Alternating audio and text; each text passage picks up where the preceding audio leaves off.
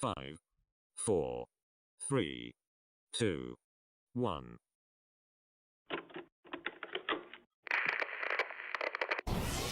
They ain't never seen nothing like this before. Lit the room when I came through the front door. Ask me if I should overcome, what for? Train in the trees, please pardon my sycamore.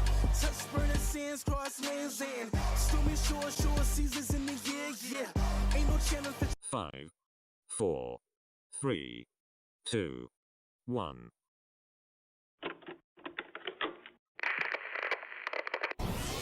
They ain't never seen nothing like this before. Lit the room when I came through the front door. Ask me if I should overcome, what for? Train in the trees, please pardon my sycamore. Touch burning sands, cross lands, and stormy shore seasons in the year, yeah. Ain't no channel for champions and chain no fear. Yeah, the championship.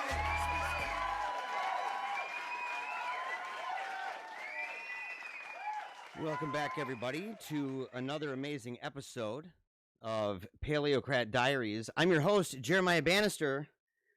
I hopped out of the shower, okay, got everything put together, and all organized, except one thing, and that is that I didn't set my settings properly to be able to hear the audio through the headphones. And so I've got to figure this out. You've got these advanced settings and all of this. I use OBS. I'm still kind of like, a little bit new to OBS, right? It's like I haven't entirely figured it out yet, but I'm getting there, okay? I think part of it, I know what it is. Watch this, okay? Give me a second. In fact, this is a great time to use something that I've never needed to use before. Okay, I've never had to use this because I've never had an issue like this. Okay, but today I do. So it'll be like, I don't know, 45 seconds. I gotta find the USB to plug into this. So check this out. Watch this. Let's see if I can just, look at this. I gotta put music. By the way, just so you know, I gotta put music with this because it's just silent. Okay, so I may even, I have to have like this Ren and Stimpy lounge music or something that would go with it to be perfect. Okay, so it'd be perfect. But check this out. Watch this. Boom. Yeah. So hold on. Let me get my USB here, and then we're gonna be all set. Aha! Found it.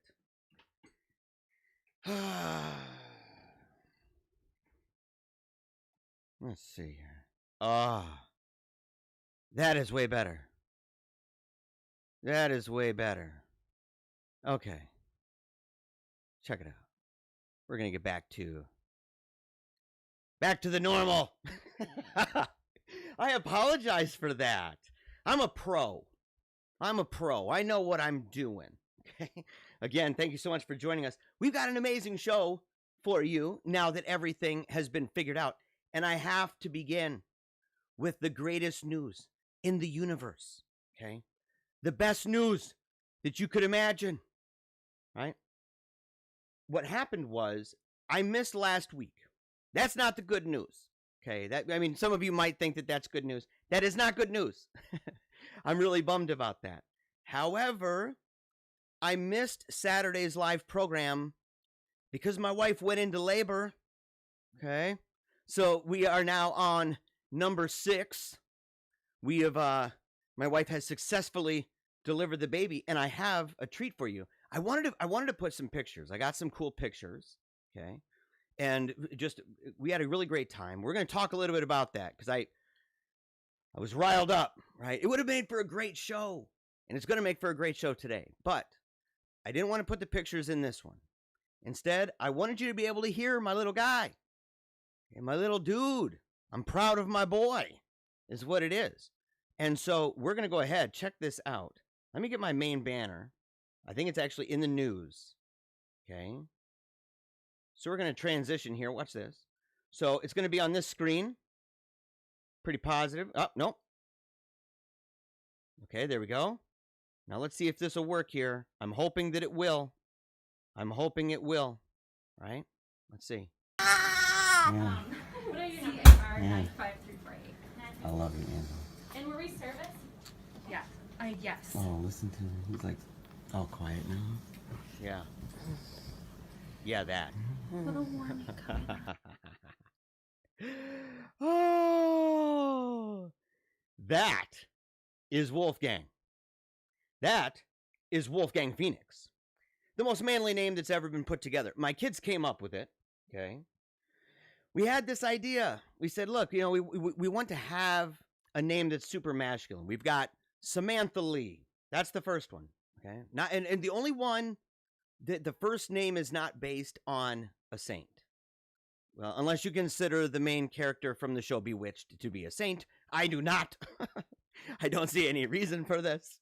But it named after that, and the middle name with my wife. So Samantha Lee, firstborn.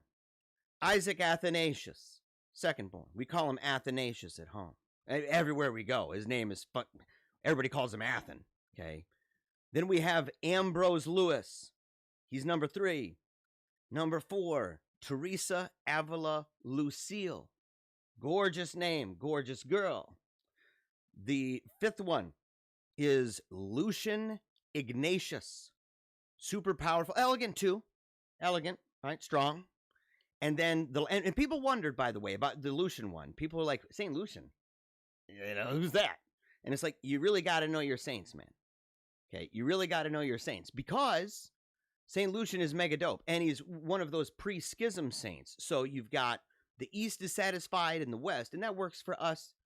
You know, we go to the Latin Mass, but when we're not serving at the Latin Mass, we go to Ukrainian Eastern Catholic Church in town. In fact, there was a time, and I won't talk about this much today, but there was a time where when I left Protestantism, I was a pastor. And my story is on Meaning of Catholic. You can go and you can check that out, that whole interview. I go through the whole rigmarole. But we were questioning East or West, young man, okay? And we spent time with an Orthodox priest in Lansing during Lent. Him and his wife, we talked to them, got to know them, and everything else. But we decided that we were going west, okay? No regrets with that. But we've always had a love and an appreciation for divine liturgy. And my sister's Orthodox, my cousin's Orthodox, so we have a lot of members of our family that are East. So it worked. So then we had to say, well, what are we going to do with this one? What name we want to do? You know, I have names like Augustine, Constantine, Dante. You know, I like names like that. My wife, she's not so much into Constantine, right? That kind of thing. She's like, I understand you, but no. So we kind of allowed the kids to do this one, and we said, well, you know, what would be just the strongest name? And it's kind of a little bit of a joke. Started a little bit, itsy bits, as a joke. But the truth is, it ended up being amazing, because they said, well, and it was Ambrose. He said, Wolfgang. Wolfgang. It has to be Wolfgang. And he's the one who came up with Phoenix. I think he did both. Wolfgang Phoenix. Just say that. Wolfgang Phoenix. It's amazing. It's amazing. And our little dude is amazing. If you haven't seen him, I shared some pictures, and you can see those pictures if you want. Keep this going, okay? Don't leave the channel. Open up a new tab so that you hear it in the background. It's good radio anyway, okay? It's good podcasting. But you can go and you can find that twitter.com/Paleocrat, or you can find it, of course, at my Facebook page, or not my page. I need to be updating that, and I need to be updating Paleocrat Diaries. I got some flack from a friend of mine, met up with me over at the hospital when my wife was there, and he said, look, man, I've been getting, you know, stuff from you, from Paleocrat Diaries for a long time, and all of a sudden now there's no new content, and yet you're saying you're making all this stuff. I am, dude. I'm all over the place now. I'm super busy. I'm a mega busy boy. And so, you know, you can go check out my Facebook page, or my profile, okay, and add me as a friend.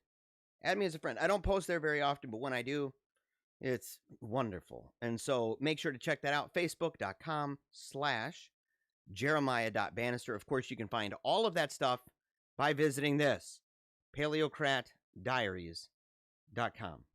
All right, now, I'm going to keep this up for a minute, okay? I'm going to keep this up for a minute. We've got news to talk about, and not just news. We've got stuff to talk about with memes. I put together memes and screenshots that either I found, from people I follow or stuff that was sent to me. If you would like to send memes to me or any kind of screenshots or articles, make sure paleocratdiaries@gmail.com. It's very easy to do. I love engaging with people. Okay, I love speaking with them. I don't like doing it on social media. I think it's a terrible medium for it. We'll talk about mediums on this show when discussing debates and things like that. And is it good? Right? Debates that are on TV, And so I don't do that, but emails, I'll email all day long. You send me an email or a comment, and make sure in the comment section, wherever you are, and there's some confusion about this. This is the last preparatory remark. There's a little bit of confusion. There's a little bit of confusion about the comments. And the reason for that confusion is because, let's say somebody's watching this on my Facebook page at Paleocrat, or they're over at Catholic Media, right? Holy Faith Media on YouTube, or Catholic Media on Facebook, or they're over at Arana Nation. And by the way, I salute all of you. I'm very grateful for every single group that watches this, okay? I love all of you, and I love all the comments. But sometimes the people will be like, man, there's nobody's commenting on this thing. It's like, no. No matter where you are, even Periscope on Twitter, if you comment, it puts it into a feed. Let's see if we can just, I'll put the news up right now. Let's see if we can go ahead and set it up here. Oh, hold on a second. Give me 1 second here. All right. So, chat app. There we go. Look at that. There we go. Open and browse. All right. I don't want you to see behind the scenes, so I can't really do too much, but they're waiting for new messages. Okay, so there's no new messages yet, but this is perfect. I'll go ahead and translate. Oh, no, wrong one. Have to take that video off. That's my wife. You know what? No, let's do that again. Let's do it again. Watch it. Wolfgang Phoenix. The manliest kid. Yeah. He came out with a beard and a battle axe. Oh, listen to him. He was amazing. All quiet now. And look at that. Look at that beautiful woman. That's my wife is so hot. I love my wife. You guys just don't even. You just don't even know. Okay? You do not even know. So, here's the thing.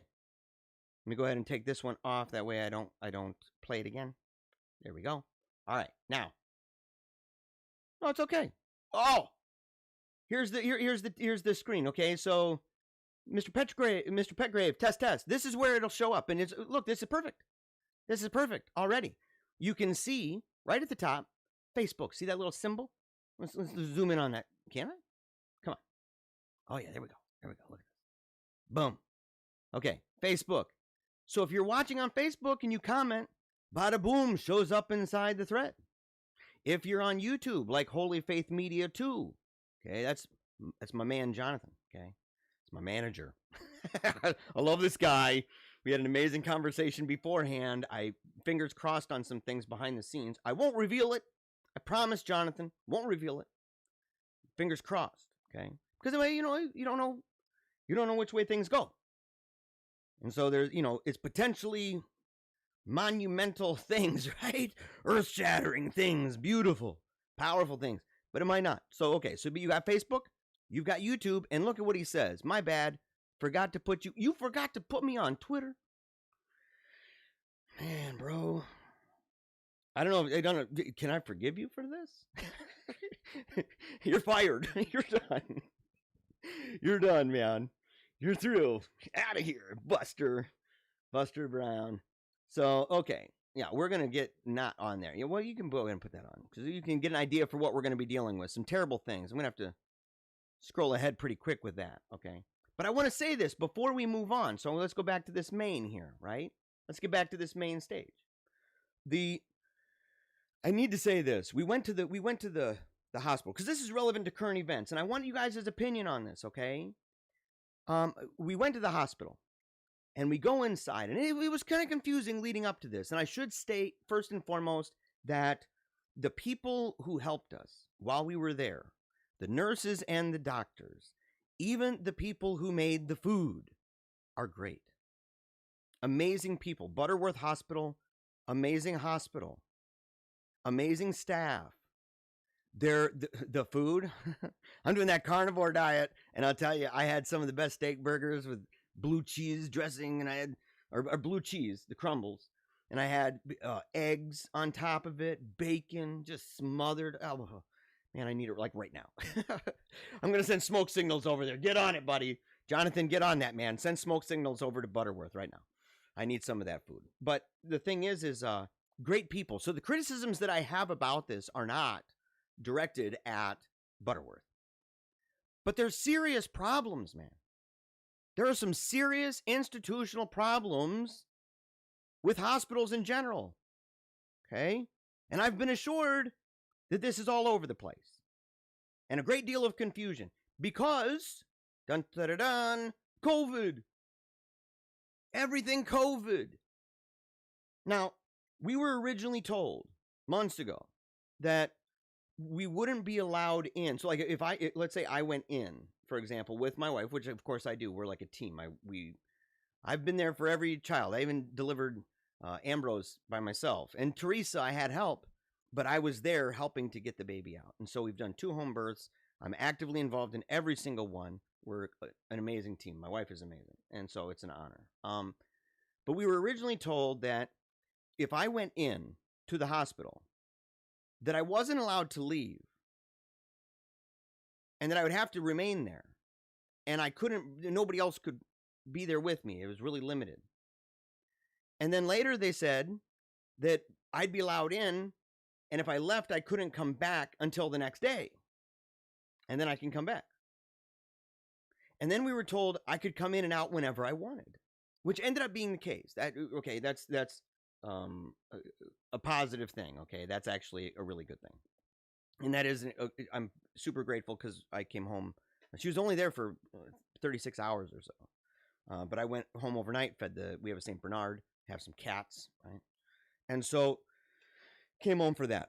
But we were told, right? No, you can come in and out. You can come in and out, no problem. So we show up. That's all that we were told, though. We weren't told anything else. Okay. So we get there, we're checking in, and they say, "Oh, is this your first baby?" Which, by the way, is kind of a compliment, not only to my wife, but to me, right? Because the idea is that my wife's like 20. and she does look really young. I mean, she's gorgeous. I'm not going to lie. So I'm hooked up fat. Even if they're like, "Oh, you look 50. I'm thinking, oh, well, okay, then I'm really hooked up fat with this beautiful woman. And she said, "No, this is number 6. And the woman said, "Well, you do know you're not allowed to have your children in here."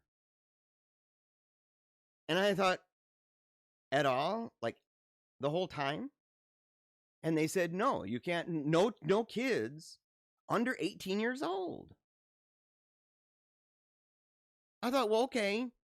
Like, what's up with that? And of course, the answer, well, it's COVID. Oh, well, okay. But like, do you have a printout or something? And it wasn't just that. We learned something else later, is that we were allowed to have 2 guests. And I was one of them. So there's just one other person. And it's one person for the entirety of the stay. So like, let's say her mom was in town and my mom was in town. One of them. Not both. Not like one and then later one. Not like one day and one another day. Just one. And so I asked, I said, do you have like any data, like, or like some kind of a card with footnotes that says what this is based on and stuff? And they said, yeah. And they handed me a piece of paper that just said the rules. There was no sources. There was no data. There was no footnotes. No nothing. It was just simply the rules. Why? COVID. So we went in and I was asking questions. And here's the thing. And again, the people there are super nice. They're very well-intentioned. But none of them knew the answer for sure. They all had different answers. And it was always prefaced with, I think. I think it's because of this, or I think it's because of that. But they didn't agree. Most of them, and now let's say that maybe it was all of them put together. So maybe they're right. Maybe they're actually right. And all of them, it's just one of the many reasons. One person tells me one, another person tells me another. And if I ever did get the source document, it would simply have them all laid out, and I'd be like, well, okay, they're all kind of on the ball. But they admitted that they didn't entirely know. So I went on Facebook, and by this point, man, Papa Bear's freaking grumpy. I'm like, really, I better be careful here. I'm PO'd, okay? I'm ticked off. All sorts of in a fury. Right? Underwear's all bunched up. Ticked off. And I go online and I tell people, I say, look, you know, I don't know what's up with this. And I was assured by somebody who, let me say this, an unbeliever who works for Center for Inquiry. That's a secular humanist organization. Ordinarily very keen on science. In fact, I'll just say keen on science. Okay? Pretty up to date with stuff. And said, yeah, this is the protocol all over the country. And that, you know, it's because kids are vectors. They are super spreaders, basically. And somebody responded in the comment thread on Facebook and said, you know, well, it wasn't not even like a month ago, a couple weeks ago, that it was different. The protocol was different. Did something change? And the answer was yes. That's it. Like, yes, it did. And so I got on there and said, look, you're going to have to give me a link, man. I don't just go, okie dokes. I didn't do that with the nurses. I don't even do it now. And look, there's a really cool Catholic guy that I don't want to burn anybody on this, right? Because he's a nice guy. And he commented in the thread. I believe he loves the show. He's probably a fanatic. I'm hoping. You better be a fanatic, buddy. You know, but no. So the guy, he gets on there and he says that he's got a buddy who's an OB nurse in the hospital where we were. And he couldn't go into any details, but I should be glad that that's the protocol. I might be glad it's the protocol, but I'm not the guy who's going to do that. Like some people might go, well, I have a buddy who works there and said this because I have a buddy who is a doctor in the children's hospital there at Helen DeVos Children's Hospital who totally disagrees. Tit for tat, man. We're going to cancel each other out. My doctor trumps your nurse. Okay, that's not how it's played though. So I said, I want some information. So my friend from CFI was kind enough to share a study that was done. It was a link to Harvard. It was like 140 something kids, which look, with certain kinds of studies and polls and data, sometimes that number would be not a big deal. And so I would like to know, like, how far should we take these conclusions? We'll talk about that in a second, okay? But I thought about it and I said, okay, so you read this article, and what they found was this, they found that contrary to studies that were done before, and by the way, there's a bunch, okay? Boston Children's Hospital, Seattle Children's Hospital, Mayo Clinic, tons. List could go on and on and on, where they said, this isn't a problem, the kid thing. And what this new study, documenting 140 something people or whatever, that what it came up with was that what they found was that among those children, many of those who had the virus had a significant viral load. Now, ordinarily, if somebody has a viral, like, let's say your viral load's through the roof, okay? You're normally, as an adult, you're probably showing mad symptoms all over the place. Okay, these kids were not. That was one of the stunning things about it that they had to address. And they said that they knew that there was some spreading that took place with family members, which, by the way, is normal. If a kid's got the flu and he comes to the house, you might get the flu. That's true of any of these things. That's not novel. That's not novel in and of itself. Okay. So, but what they found that was a little bit surprising to them was that these kids were not showing symptoms. They weren't dying left and right. And the question was, why? Now, I don't know if this particular study isolated that question, but there was an answer on there. And it's an answer, I think, I wonder if my friend from CFI's thought about this part, that it said the reason they believe that's the case with children is because those kids have germs and bacteria all over the place, right? That they have these things in their body that create defense mechanisms against other viruses because they're surrounded by it, different immunity structures that come close by. Little bit of the flu over here, a little strep over there. Right? Breathe it on each other, playing and everything else. But we all know that. That's literally ancient. That concept, right? That's herd immunity type stuff. But that supposes that the strength, the very thing that made it so that the kids weren't inundated and not blown away by this virus, was proximity to other kids, exposure. Are you getting it yet? Are you connecting dots yet? I said, I know some dudes who said something like that. 2 doctors over in California. Timothy Gordon knows them quite well. Their junk got banned and blocked left and right. YouTube removed the video. Stunning. Ancient. This is ancient.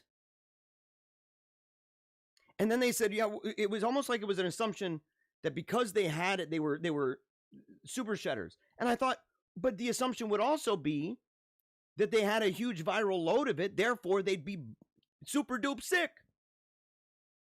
Seems a little counterintuitive. Right? If we're just simply basing it off of this and not also factoring in the reality that these kids were mingling, whether it's daycare or school, they were exposing themselves to this. Or they had been exposed at various times to various degrees. And it had created a kind of herd immunity in this way, right? The same things that are happening. And so I thought that, and I said, well, let's go see what Mayo Clinic and others said. And they were talking about, and this was a month ago. But the protocol at the time, after analyzing months of stuff, months of data, their conclusion was we shouldn't have a problem. And it had to do with babies and the mothers. If a mother had COVID and gives birth, they were taking the baby away. Or not taken away, but separating them. And that was no longer the protocol at these major children's hospitals, and Mayo Clinic, right? In their recommendations. The AAP no longer, maybe they changed their mind. But that was their recommendation. You look it up. And the reason why was because they said that what they've learned is that once the kids go home, it's extremely rare. Statistically not significant, not warranting anything dramatic like a separation of mama and the newborn, of babies coming back in with COVID. But that made me think and said, they went home where the kids are. the super shatters, the vectors. And it doesn't affect them.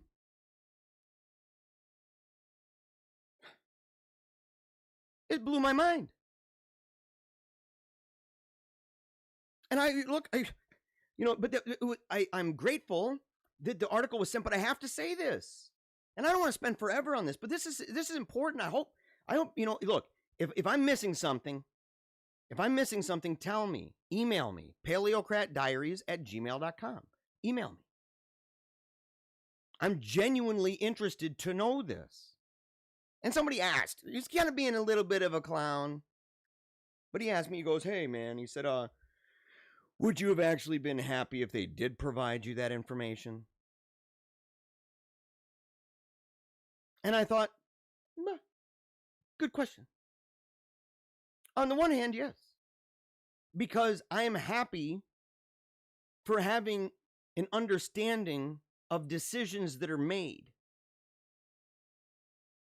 I have a mind that cares about that. I don't just go, authority says it, therefore. No, I still want to know. I still want to know the logic. What's the reason? If somebody asks me, am I just going to go, because of COVID, robot land?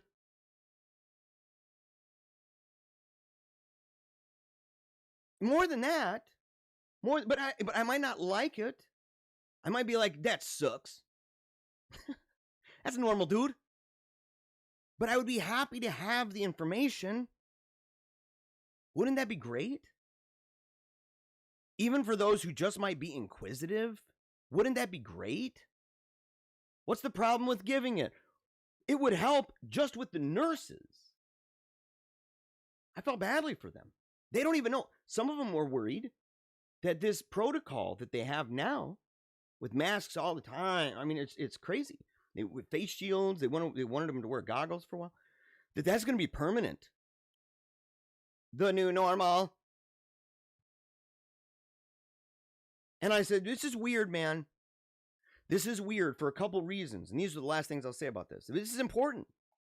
Number one, when people come to you and they treat you, if you're someone who's frustrated with a lot of these mandates, and we'll talk about one of them here, having to do with our governor, cuckoo bird, crazy pants, big rich. I didn't even look. I predicted that she would. I predicted that she would win years ago. The guy that ran against her, it was a long time ago, for Lansing. He was running against her. This is back in 2010 or something like 2008. Running against her, hired me to be he asked me to do some investigation. I was going to be the guy digging up dirt. Number one, I told him, you're going to get smoked. You are going to get your butt handed to you, dude. But more than that, she's not going to end here. She's got ambitions, man. I predicted that she would leave. This is verifiable. I predicted that she would leave politics to do the motherly thing and come back as a mother for governor and win. Lo and behold, but if you're somebody who's critical of some of these things and you wonder about them, let's say you're a reluctant person to be obedient, but you are, and you're not out there necessarily like a protester. I know some. I support them too. I support their right to protest this. At the same time, I'm the kind of guy, look, I wasn't sitting there saying, I ain't going to wear it. Look, I did that. I wanted to be in there. Okay. But if you're the kind of person who wants that information, and you're the kind of person who, being critical, has been bludgeoned by the scientific crowd, the phony science people that use it as a facade for their own mysticism, their own faith and worldview. If you're that kind of a person where they come and they're like, you're a denier. You don't believe in science. Demand that proof, because see, here's the thing. And this is like a magic trick. This is a magic trick that these scientific people use. Is they will go, well, there was a study. So what? So what? Who is it, man? The editor over at Science? And the editor at large for The Lancet? What do they think about that? What do they think is the percentage of studies that are legit? Those are some big publications, by the way. What do they think about it? Could they replicate? What was it? Was it Science or was it The Lancet? Which one did they went to do 100 different major studies that claimed to have significant results and that were treated as though they had. It was abysmal. Abysmal. It's like fraud, by the way. It's because the ramifications are sweeping. But more importantly than that, you don't even have to say any of the stuff I just said. Here's what you do have to say. Is that if someone goes, there was a study in a peer-reviewed journal. Okay. That includes the ones that disagreed with this, by the way. And there may be people who disagree with this one. And they'll put out their own studies, and not just even in America, but globally. Reputable institutions all over the globe with differences of opinion, challenging the controls, challenging the data, saying, look, here's why it's off. Here's what you were missing. Here's the limitations. And that's so important. But these people, the ones that are like, the ones with the signs in the front yard that says, wear a damn mask. Those people, they're the ones that treat scientific studies that they find on Google like people treat CNN. It's like a running reel, this living magisterium that every day, whatever they say, that's the new truth. Look, they quoted Joe Biden. Uncritically analyzed. You know, I would love to say, hey, show me a bunch of these in light of those ones, and then the ones that contradicted that, and then find out, because those are reputable institutions too. Or do you want to have a pissing contest between Harvard and Mayo Clinic? Is that what you want? And not only that, but like I said, with this whole thing to do, where's the, let me see the article here. Do I have it? Or is it just a topic I was talking about? Just a topic, I think. So basically, here's the deal. And there's so many good topics to talk about today. I got them lined up, man. Look at this. I got them. We'll go ahead and transition over. Let's see this. Just so you can see. Just so you can see. Okay. Look at some of these topics. Why the left is normalizing child pornography. Right. Quotes, by the way, from Twitter and their official position on being able to talk about that stuff. Puberty blockers. With old Jazz there. May never be able to have an orgasm the rest of his life. Massive protest unfold in Connecticut over decision to cancel high school football. Here we go. We'll just talk about this and I'll tie it in with Michigan. So, in a video tweeted Wednesday, this is over at Daily Caller by David Hookstead. In a video tweeted late Wednesday by Dave Briggs, parents, players, and coaches in the state were protesting the decision to cancel 2020 football season and chanting, "Let us play," at the state capitol in Hartford. The writer says, honestly, I feel so bad for these players, parents, and coaches. There's literally no evidence to suggest that we need to cancel the football season. It's amazing how people who claim to be pro-science are blissfully ignorant when it comes to the data on football. More than 1,000 high school football games have been played in America, and not a single one, not one, has led to a coronavirus outbreak. Unsurprising. Anyone with a mind that's able to remember months of time, key events or key phrases, remember the surge. Remember that. The surge is coming any day now. We're preparing for the surge. It's going to overwhelm our system. Blah, blah, blah, blah, blah. Remember that? Look it up. Look up your local paper. Look up the word surge and find out how often they were assuring everybody that that surge is coming. 2 more weeks. 2 more weeks. 2 more weeks. Nothing. No surge unless you're in an elder care home. Unless you live in New York or Detroit or LA. Densely populated areas, ridiculous amounts of obesity and other underlying conditions, diabetes, cancer, AIDS, everybody living real close. More than 1,000 high school football games. These young men had a season stolen away from them, and I still don't understand what that decision was based on. That's what I'm talking about. Don't people get that most individuals are not like robots? And it's weird, man, that it's the skeptical people. The skeptics.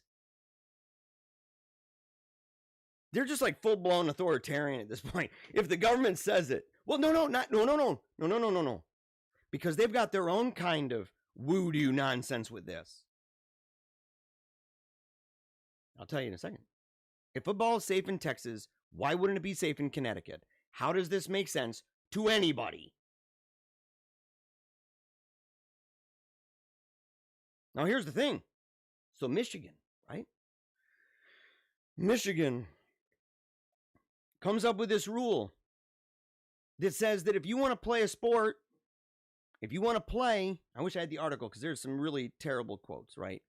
From the director of Health and Human Services. Right? She's a real winner. What a goon, what a loser. What a loser. A political stooge. Right? Sitting there talking about, well, the new rule, if you play football, you play soccer, you play basketball, you're playing in a mask. What? What's the science on that, lady? Well, people can wear masks for long periods of time. That's not a problem. Soccer? Football?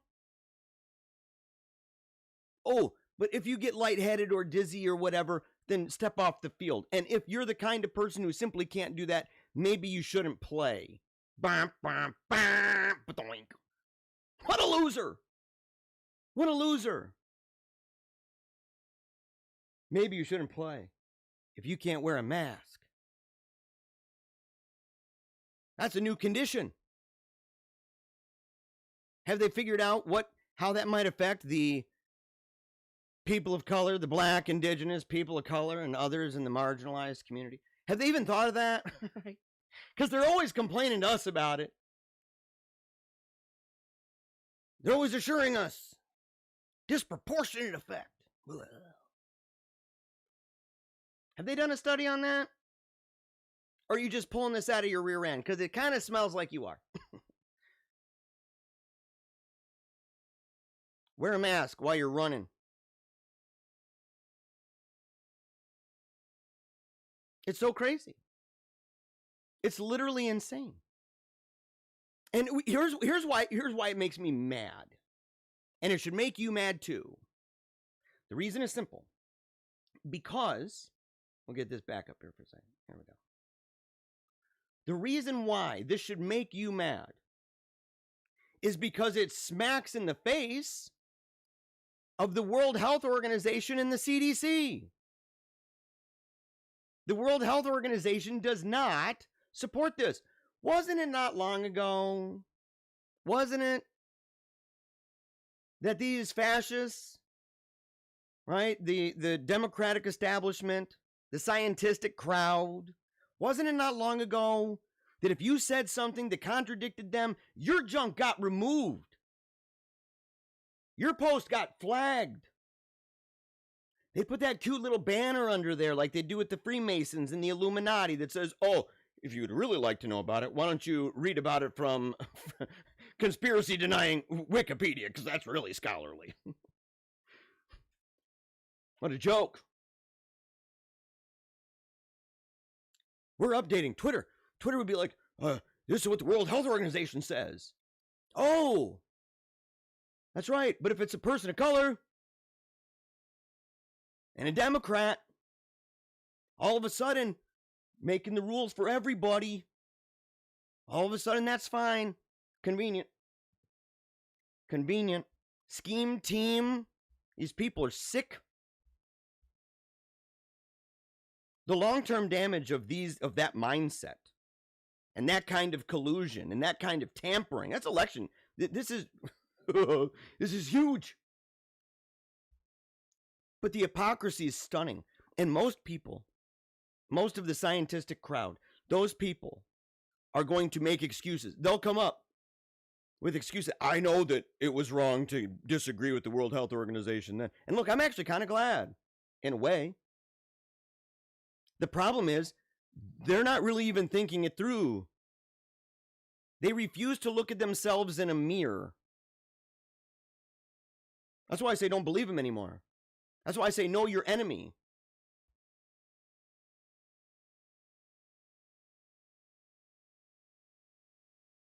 They're your enemy. They got it coming too. I'll tell you. These people don't even understand the kind of cow dookie that they just stepped into.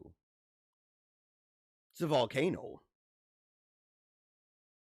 With the loss of religion, and most of these Democrats are secular humanists. I'd call them secular dehumanists because they're not humanists anymore. They're dehumanists, anti-humanists. Okay, but most of these people don't believe in God,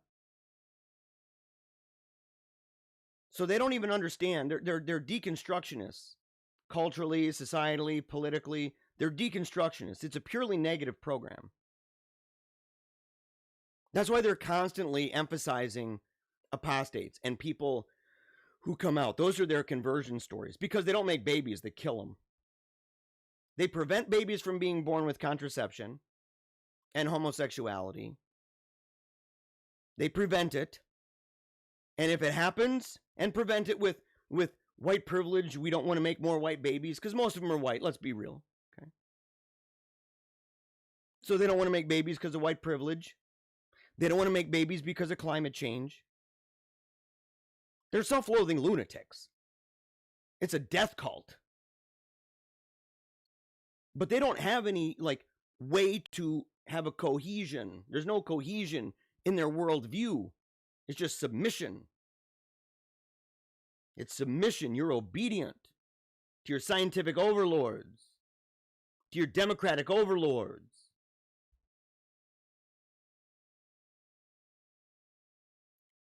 And when they basically eradicated this kind of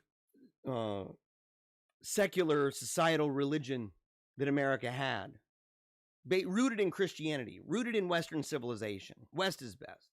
Okay, West is best. But the thing is, when they removed that, there was nothing to replace that with. They didn't have a maypole that people were able to go around. They didn't have the 10 Commandments. They didn't have any kind of a grouping mechanism. For all of its faults, Protestant Christianity, with its denominational structure and its relativistic standards, still had, as arbitrary as it was, still had groupings and a kind of loose-fitting, arbitrary orthodoxy that was at least functional. That's gone. So what do people replace it with? The best argument I've ever heard, ever, is sports. Particularly college and high school. And guess what? They just removed them. They're attacking even that. And for hypocritical reasons. Drives me nuts. All right. I'm done talking about this. How long was I talking about that? Way too long. Woo! Oh. This is a serious problem, though. Tell me your thoughts. Put them in the comment section. Share links. You want to prove me wrong? Email me. I'll deal with you in the email. I'll talk to you. If you think I'm too hardcore, I've had some people tell me that recently. Speaking of too hardcore, oh man, this is bad. Okay, Nolte. John Nolte over at Breitbart. Why the left is normalizing child pornography. I'm really sorry that look. So, people who say, and there's a lot of these people, and of course they're on the secular left, inevitably so, sickos and perverts, but they've defended this movie. These photos are taken, by the way, from that movie Cuties, Netflix. Netflix took a huge hit. Was it how much was it? Was it $9 billion? Something huge, massive percent, significant. People dropping like flies. But as you can see here, this is pornographic, right? It's been blurred out, but you get the gist of this. It gets worse.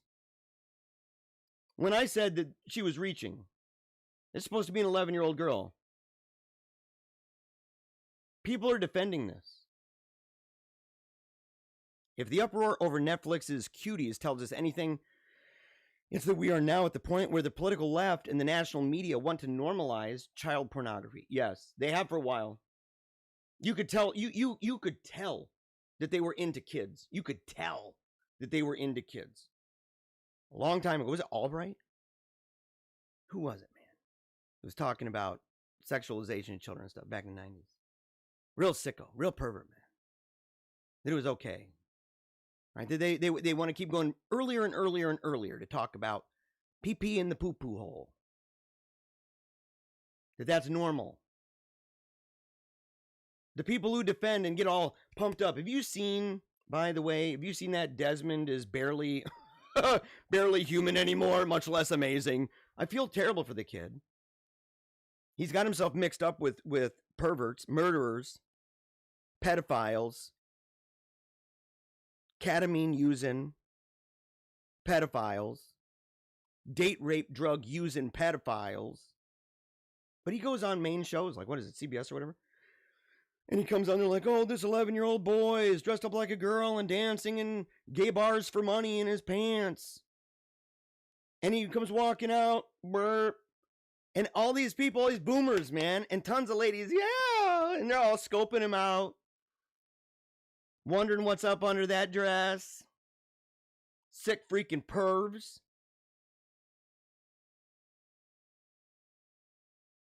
Repent. Repent. Repent of your sin. Hell awaits you. Hell awaits all of us that live that life without repentance, without contrition. You're cheering it on. Did you cry afterward, you sickos? Did you go home and cry? Did you cry out for help? Let's see if I can get this a little bit bigger. There we go.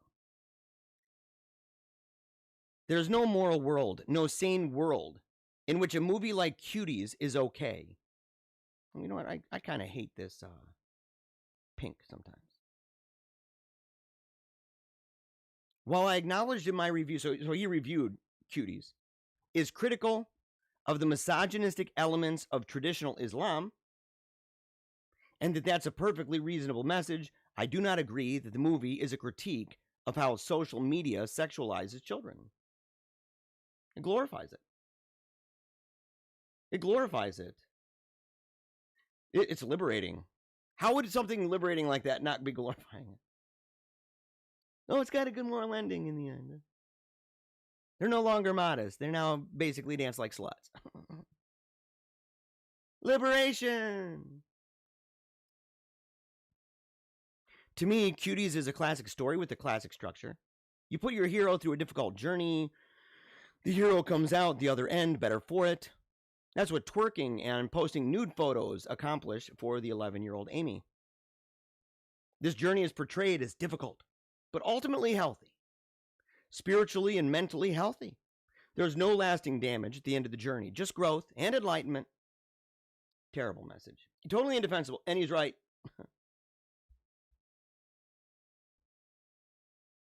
Even if you buy the manure that Cuties is critical of sexualizing children, how is sexualizing children to criticize sexualizing children okay? This is great. Cuties is not like a movie opposed to torture of animal abuse or rape that dramatizes torture and animal abuse and rape. The sexualization of young girls is not dramatized. The girls are sexualized. The camera floats all over them like a pervert, even when they spread their legs.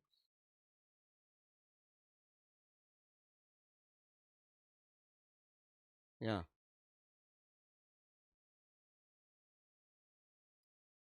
Listen to this one headline defending it, because I'll tell you, a bunch of defenders of this crap. Cuties Netflix review, a provocative powder keg for an age terrified of child sexuality. Oh, that's interesting way of phrasing that. We're not sexualizing kids. We're just talking about child sexuality. Because you want to bone them, dude. You want to get in their little pants, you sicko.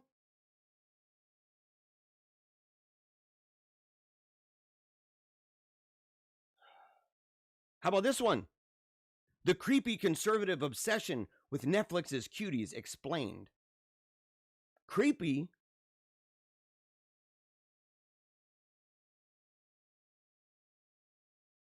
How did we get here?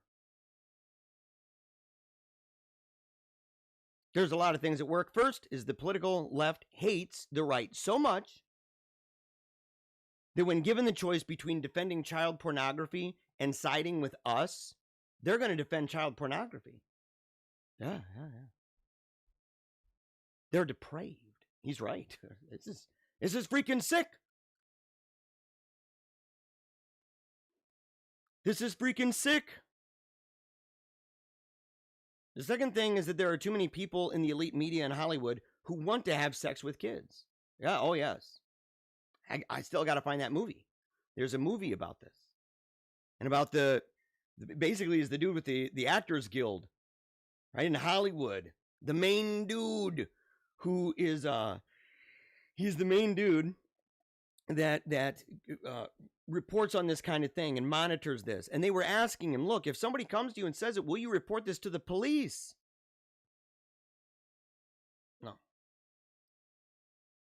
No. I went through Virtus training in the Catholic Church.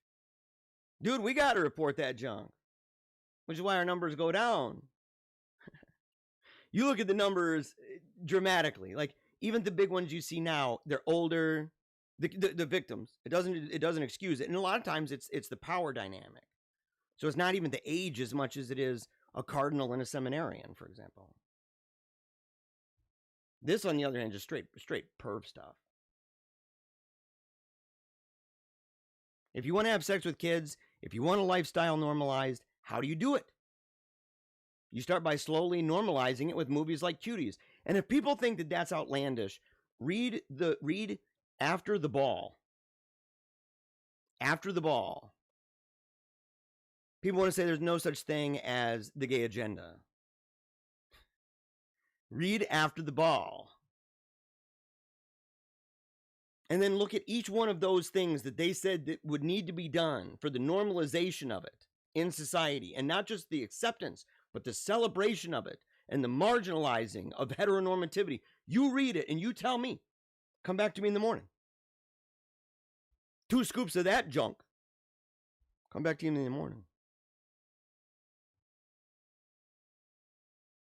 You nudge the line just a bit, people get used to it. He gives a third reason he believes it's the most important. By degrading and debasing children, you destroy the family structure, and nothing is a bigger threat to the left's insatiable thirst for power and for little kids' crotches than the nuclear family. That's true. Traditional moms and dads, vast majority will wipe your face on. He'll wipe you out, man. You're toast. You're done.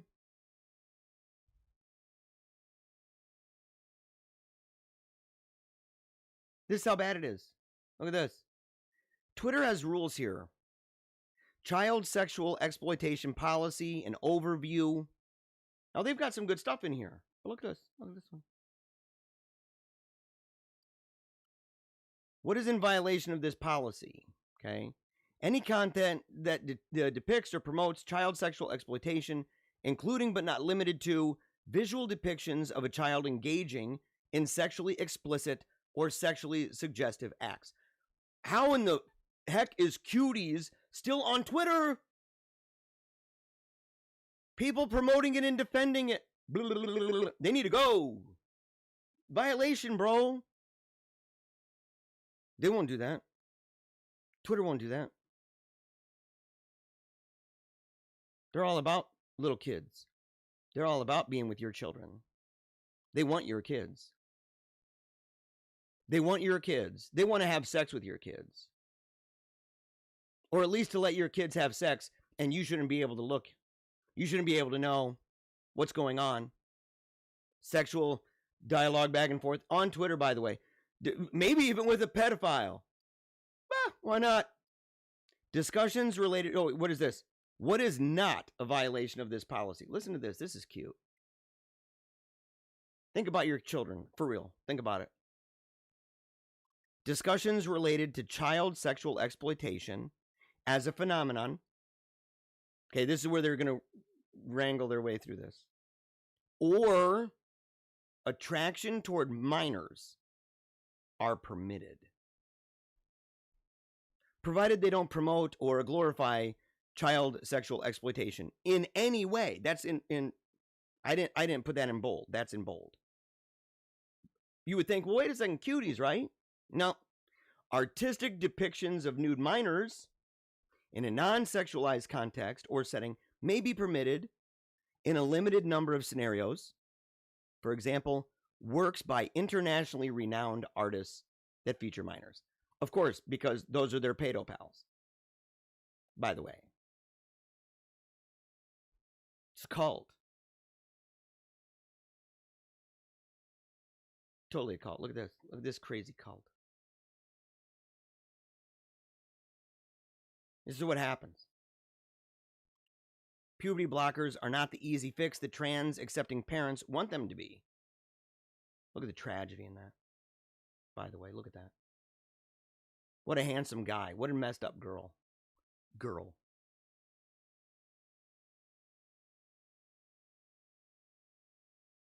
This is heartbreaking.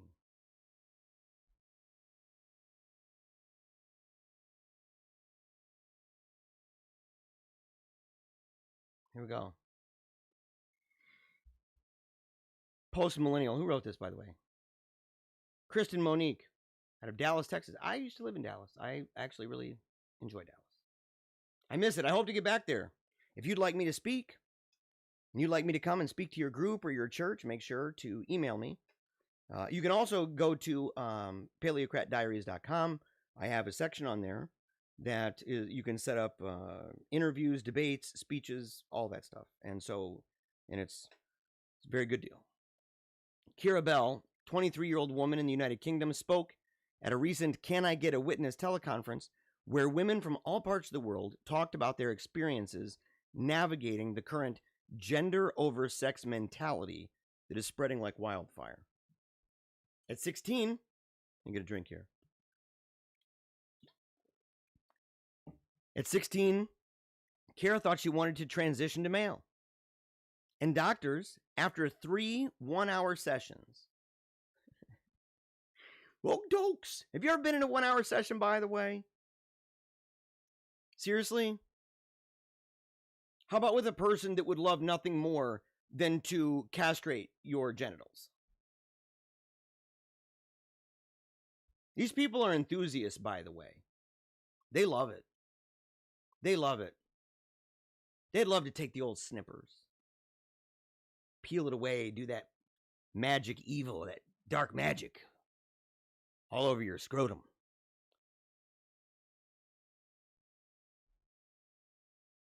They prescribed her puberty blockers. Puberty blockers are an early step for starting the transition of children to a different sex. They delay things like the growth of female breasts and menstruation and facial hair in males. Kira took the puberty blockers. After that, came the testosterone. But then in 2017, a full mastectomy. Mutilation, by the way. Just grotesque mutilation. If you have cancer, I get it. You got the avatar thing going? The role play game in the brain? No way. These by the way, these doctors need to go away for a long time. I'll hold my tongue. I think worse needs to be done to them, though. And I think the day is coming. If not here, on the other side of their last breath. The medical profession still has no definitive answer on how these puberty blockers, psychologically or developmentally, brain, affect children. Yet they still allow children to take them based on what these children say they want to do. How cuckoo crazy is that crap?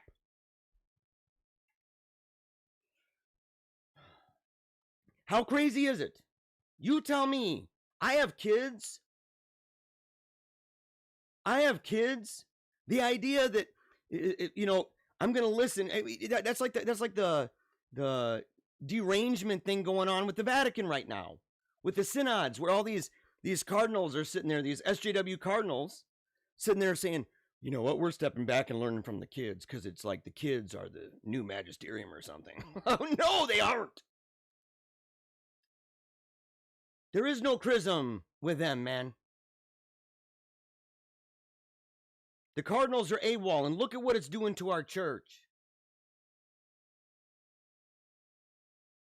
The parents are AWOL. Look what's happening. She's now suing the National Health Service. Social media would have us believe that parents who go along with the butchering of their children's bodies and psyches, that they are commendable, that they're beacons whose tolerance and love for their children should be an example for parents everywhere. There's one, man. There's one. Where is this? The dad who, because he's misgendering his own child, referring to the child as its born sex, a boy, that he may go to. What is he going to jail? In the comment section, let me know. Is he going to jail over this? We need to rise up. I'm not even kidding anymore. Rise up. Look at what they're doing to the kids. Are you serious? What is it actually going to take for you to get off your freaking keisters? I'm putting myself out there. Not just on this, man. I'm putting myself out there big time. This episode's going to be getting me a bunch of hate. Believe me. And not just because of what they hear, but because of what they see, what they recognize. It's on like Donkey Kong, folks. Don't be afraid of them anymore. Not this way. Be afraid of what they do to the body and the soul. Be afraid of what they're doing to this country, what they're doing to our religion. And not just these weirdos. Not just these ones. We talk about them all the time. You want to know your enemy? Watch the other episodes I've made. I show you the enemy.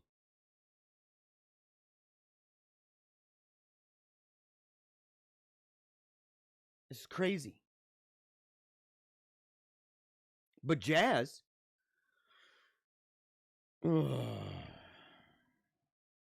Jazz. I am jazz. It's so sad. Because the thing is, the friends say that Jazz is suffering from mental health issues as well. Yes, duh.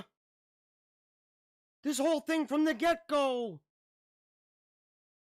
One source close to the teen said, she's not happy. They're playing the game of the she thing. I don't do that. He's not happy. Jazz told friends that he has things anyone in his position would want. Money. A perfect female body. That's debatable, Jazz. That's debatable, though, dude. Bro, you don't have the perfect female body. Believe me. If you did have the perfect female body, you wouldn't be talking about this, dude. But he's just not happy. Somewhere down the line, he lost himself. Yes. Yes. Imagine that. Think about that for a second. Do you know how dumb this is? And yet how revealing at the same time? Do you see it?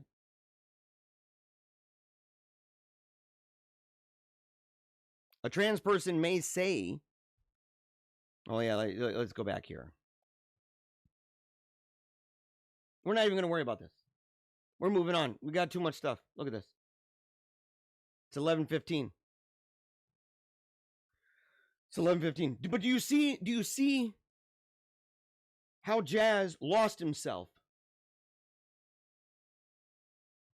It only makes sense if you say it like that. I mean, look at this. Let's go back. Look at this. Let's see. Look at that. Lost himself.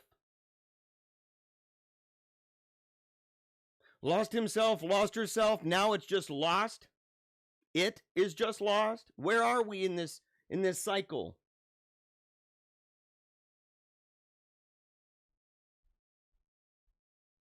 Wicked bad.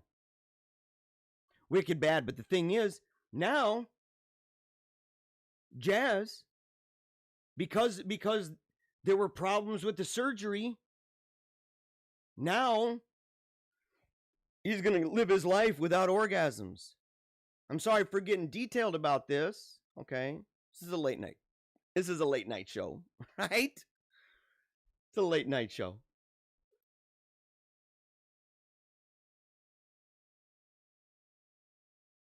It's insane. All right. Make sure to put your questions and comments, your thoughts too. If you disagree with me, if you think I'm totally a jerk, if you want to get in an argument with me about the gender thing too, the conversation about language, love to have it. Love to have that one. I won't budge. No budging. No budging. But we will debate this. I believe in language. I believe in coherent, realistic language. Okay. Not fake made up junk that people do to appease the avatar. Nope. Won't do it. For the same reason that I don't say that my gender is that really long. What's the longest city? I've heard the city with the longest name. The city with the longest name. I've heard it pronounced once. And it was by a guy who, a meteorologist, right? I'm not going to play that game. Say every time you say that, you got to say this. That's baloney, dude. What kind of weirdos are you? The kind that mutilate crotches, and the kind that want to have sex with kids, and the kind that defend that. It's what you guys do. I'm sorry if you don't like to hear that. You should look in the mirror sometime. Does Joe Biden really plan to debate Donald Trump? Let me say this first of all. Okay. People are wondering about this. Okay. This is Liz Sheld over at AmericanGreatness.com. If you don't follow that page, by the way, you got to do it. Okay. The last one was, I believe, is the Post Millennial. I think that's a Canadian thing. But I really like American Greatness. It's amgreatness.com. Okay. They have some really great articles. They're part of the economic populist movement, the populist nationalist right movement in America. Major fountainhead of this stuff. But the thing is that there's a lot of talk about this debate. And, you know, how is Biden doing? I mean, he's obviously reading off of a teleprompter. I mean, this is like, there was a while, like a nanosecond, where people are like, I think he's given like certain drugs. And I believe there's some legitimacy to that too. Because there's one episode. It is basically. It's all scripted crap. But there's an interview where he's talking to somebody in a pre-recorded conversation, asking him a question, which he's now at least learned that person's not there in real time, and you don't engage as if they're going to respond to you, because he didn't get that before. He didn't learn that on the record that he got about media. That he plays at his house to learn it, you know. So he didn't get it, but in that conversation, I mean, he's like, and his mouth is all open like this, and he's like looking like he just ran about 10,000 miles. right? So he's obviously ill. I mean, something's wrong with him. We know that many things are wrong with him. Okay, he struggles in the brain. Even when he was talking to James Tapper, or hold on, Jake Tapper. Okay. So he's talking to him, and he's having this conversation, and as he's doing that, he's talking about whether or not he's slow and the argument about his health and stuff. And his answer to that was, come on, man, look at me. Just compare me and Trump. I'm fit. And he's like, and that stuff about being slow, you know, and he lost it. It was like, pew. It just disappeared mid-sentence. I know what it's like. I've been high. Take some rips off of a dab, blah, blah, blah, blah, on the old bong. All of a sudden, I'm like, what was I saying, bro? But you have to be super high or Joe Biden. You have to be high or Joe Biden. So the idea of Joe Biden debating, much less being interviewed without knowing the questions in advance and making sure that it's edited, these interviews and stuff. And if you don't believe that he's using a teleprompter, you have to look at the, is it Corden? I get these names mixed up. It was like James Clapper, right? Jake Tapper. So, but Corden, the British guy, does the singing in a car, right? Really great video, by the way, if you want to see the Mandela effect with Clooney and Gwen Stefani and others. They do the We Are the Champions, okay, by Queen. So great video. And I want to know if you guys caught that too, or what, if you believe that the song goes a certain way when in fact it doesn't, or, you know, did it? Does it? Mandela effect 101 stuff. But he's in an interview with him, and he shows this image, and there's a reflection on it. And lo and behold, it's got this kind of thing. Look, it's like this. You see how I've got different colors like that? For him, question, answer. Dude is being fed questions. And he's feeding questions. I mean, this is a symbiotic relationship. It's incestuous. Because the media, I don't even like calling them that anymore. They're just Democratic operatives. That's all they are. They're fake. They're no different than those Antifa press people that have press on their shirts and stuff, and they're sitting there with sticks and everything and aspirin, hitting people and then hiding in the press corps. Same thing. But these people do it on a huge level. You can see it in Tapper's face. He's sitting there hearing Joe Biden being super dupe slow, struggling to remember what he was even talking about when the topic is how he doesn't remember what the heck he's talking about. And Tapper's going with a super dupe smiley face, like he's like, oh, it's just so great to be talking with you. Now I hope you win. I'm doing my best for you, buddy. It's a joke. So we already know he ain't going to do it. Well, we know that they don't want him to. Now, he may be crazy enough to still think, look, I'm pretty positive I can do this. He may not realize the fullness of his problem. It's likely that he doesn't. He's a prideful guy. And he may even be wrapping it up in this thing that he's doing it for the country. You know, that he's the savior to stop the Antichrist kind of thing. Okay. But the truth is, his handlers don't want him to. Now, this guy, or this woman, sorry, Liz Sheld, believes that there is what she calls a bomb. If I'm remembering right, let me make sure. Yeah. And that this bomb, not a real one, this bomb will be detonated before the first debate to get Biden out of it, and will have to be damaging enough that Biden won't have to debate or campaign at all. Because the dude has taken more naps than Hillary did. Hillary was like constantly sleeping. This guy ain't even coming out. He's like, he comes out for 5 seconds and does some kind of speech, doesn't take questions unless they're pre-scripted, Writes them down. I forget who I'm supposed to call on next. We gave you the question, blah, blah. What a joke. And then he goes back to his basement. So the idea that he's just going to be fine. At least Hillary tried. I got to give it up for her, man. She is persistent, right? She is. She kept going. She even had that Scooby mobile or whatever, that van with all of the medical stuff inside.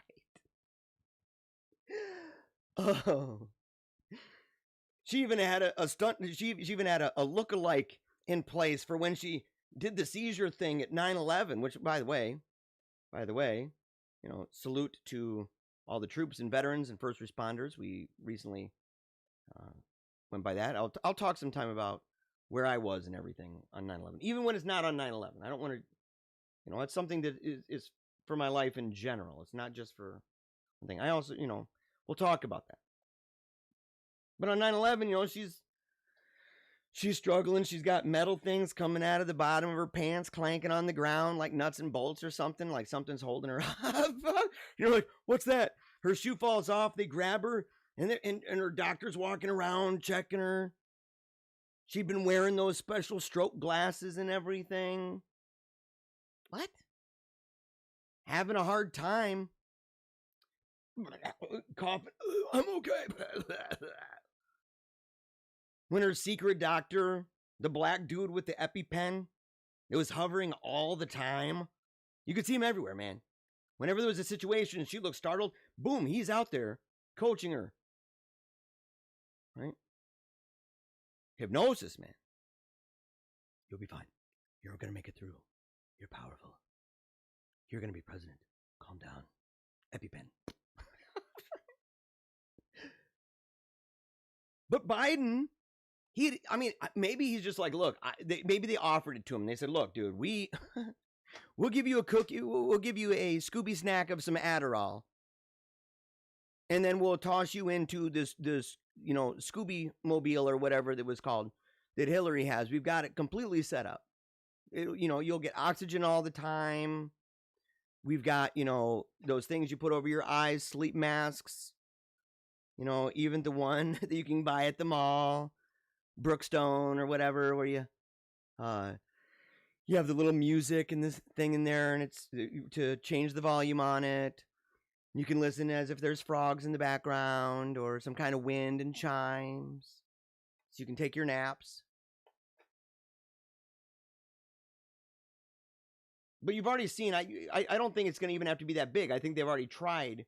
Not only are they doing it with Woodward's book, which I believe is the reason why it was done now and not in October. It's a September surprise. He's totally a partisan hack. The guy's a goon.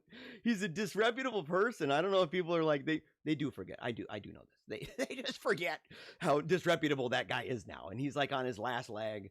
And so he's trying to do a good job. And if he really believed this stuff, and he knew about this 7 months ago or something, and he knew all about this many, many months ago, dude, why weren't you doing something about it, bro? Why didn't you come forward if it's putting all these people at risk and the whole country at risk, and you're going to wait?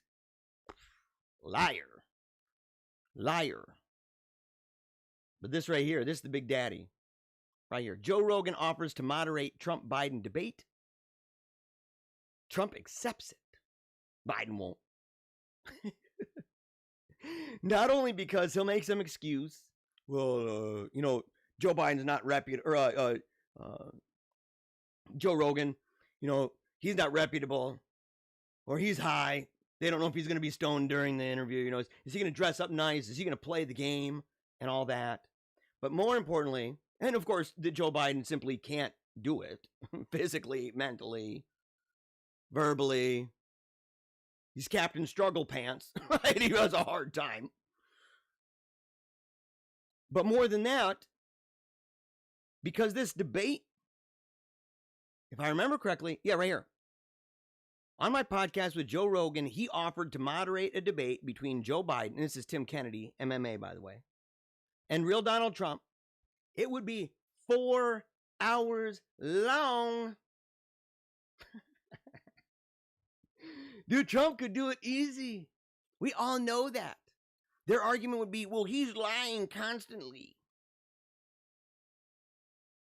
He doesn't accept the rules of debate, so I'm not going to debate him.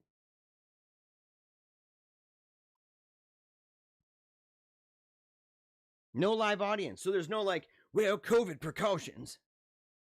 If you could sit down with Tapper for that mushy-gushy buddy chum interview you did, then it's easy peasies, dude. Lemon squeezies.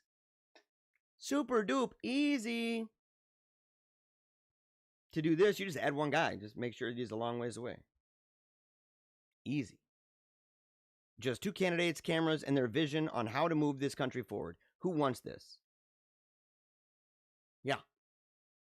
But see, here's the thing.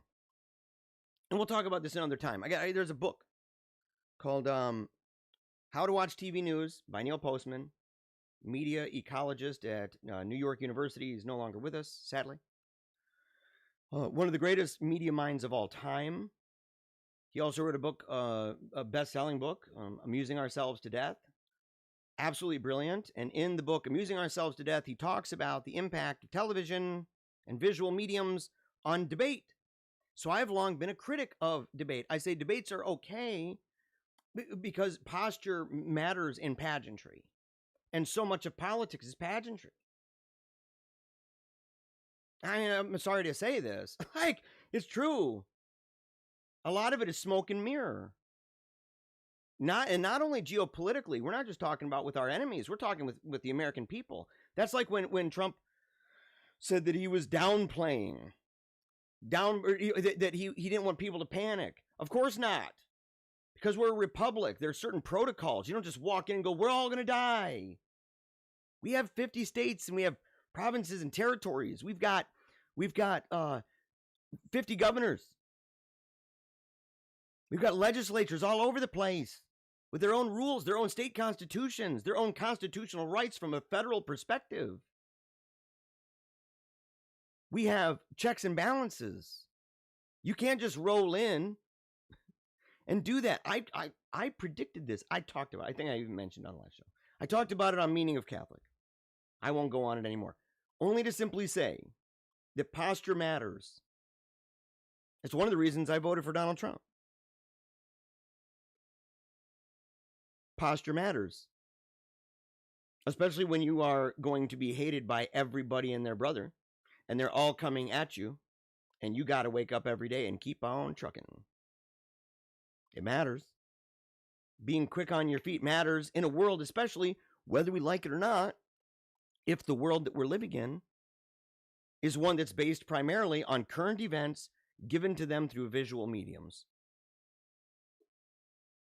That makes all the difference in the world. And especially in small snippets like social media.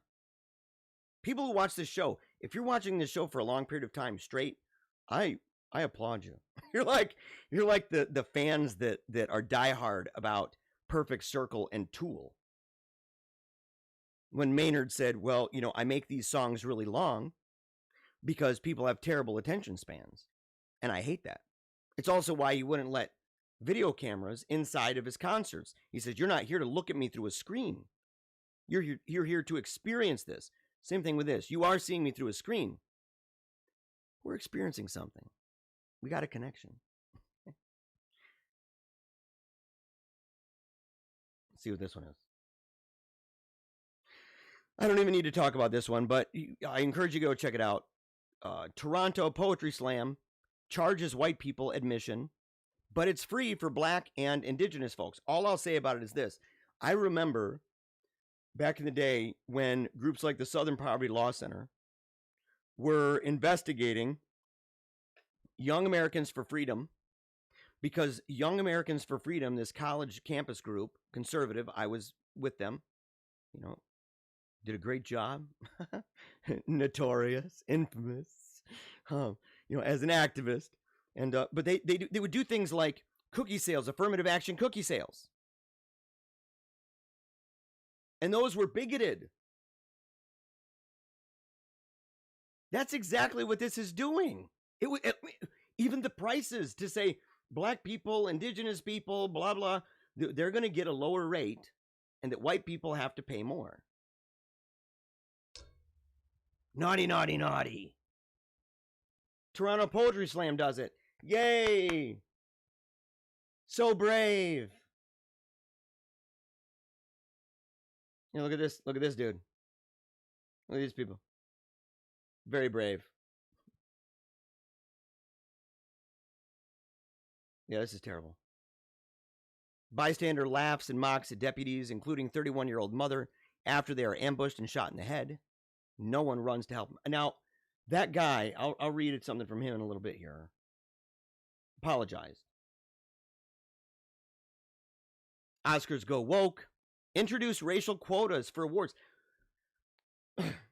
Who here is old enough to know and remember the debates about quotas and say, you guys really do want quotas? When you're talking disproportionate, when you're doing that, you're saying, here's a number, here's a percentage, here's where we are, what's the difference? We need to make it there. That's a freaking quota, dude. You've got a quota system. And lo and behold, guess what? Now they don't even shy away from it. It's just what it is. You got to have this many black people, this many brown people, this many yellow people, this many red-haired, freckled, lesbian priestess Eskimo people in a wheelchair.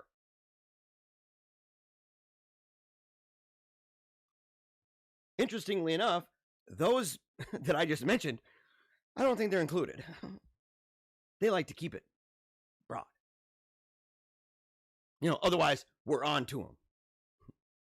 We're on to the Olympics, and we say, you guys are full of crap. Your whole system is crap.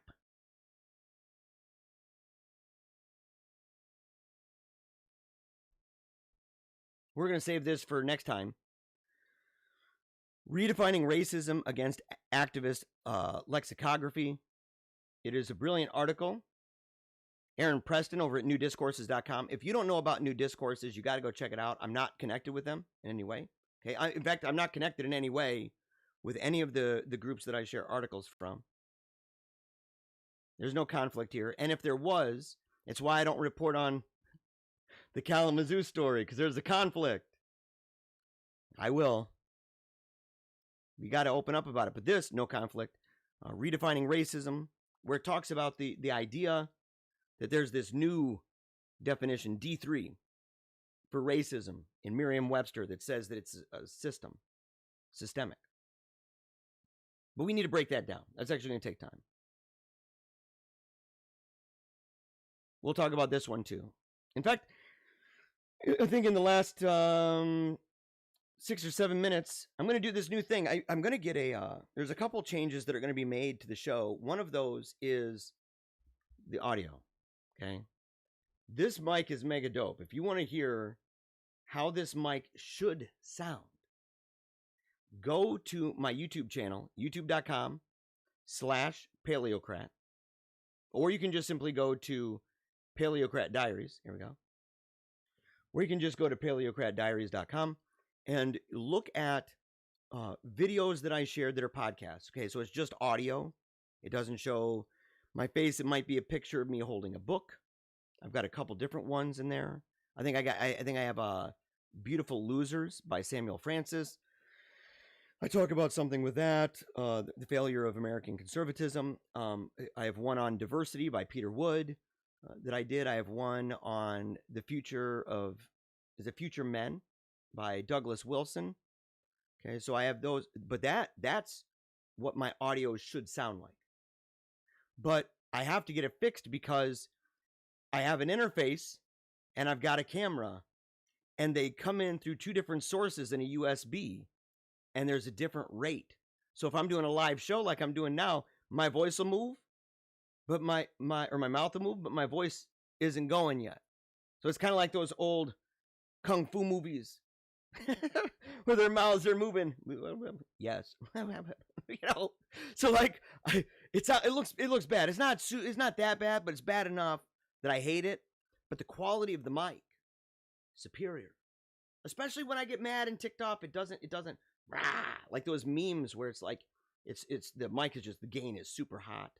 It's done on purpose with the memes. It's not done on purpose here. I got a buddy fixing that, okay? So that's one thing. The other thing is I'm going to do this transition with music because I've got this segment that I want to talk about where it's kind of a rapid fire thing, okay?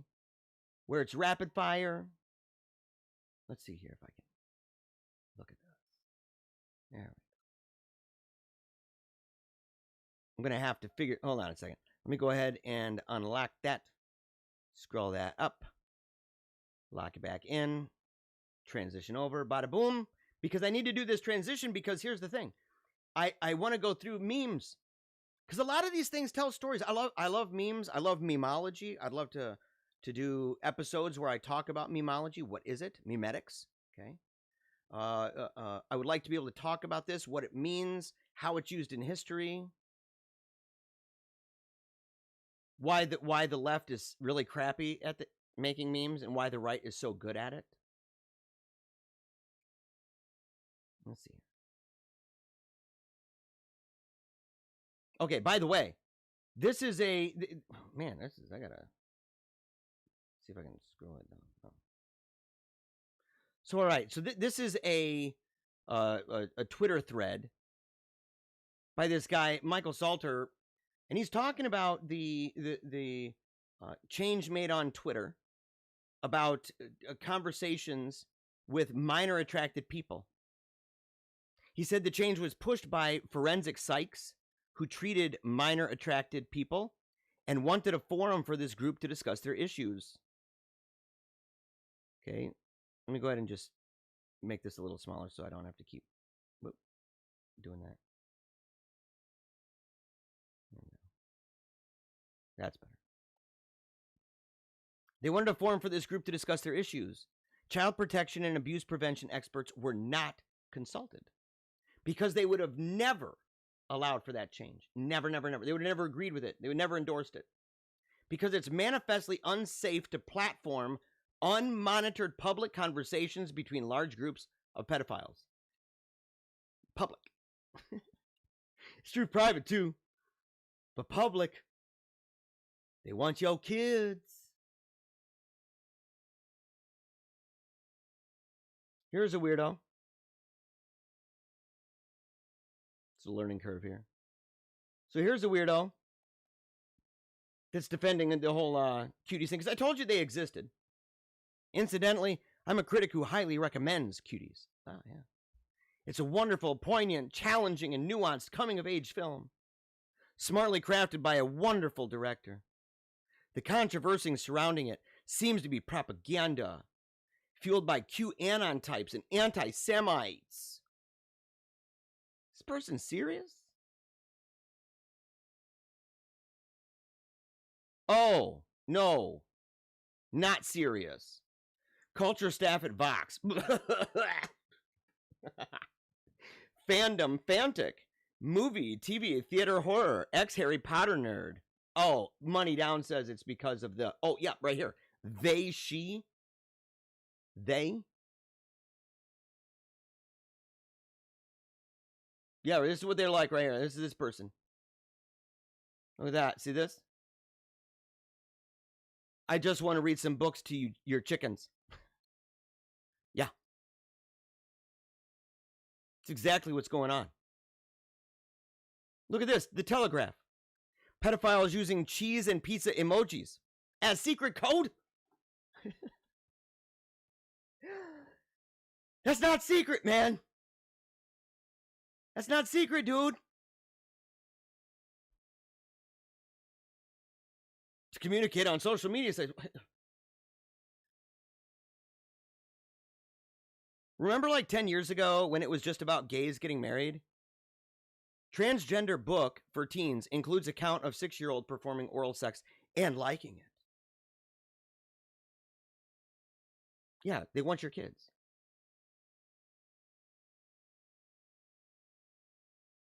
I want to talk about this on a different day. You know what? Let me see here. The concept of gender was invented in 1955 by sexologist John Money. I'd love to see what people say about this. To be honest, I didn't have time. I know who John Money is. But I would be curious to know a little bit more in detail. And if people would say, well, this is incorrect, right?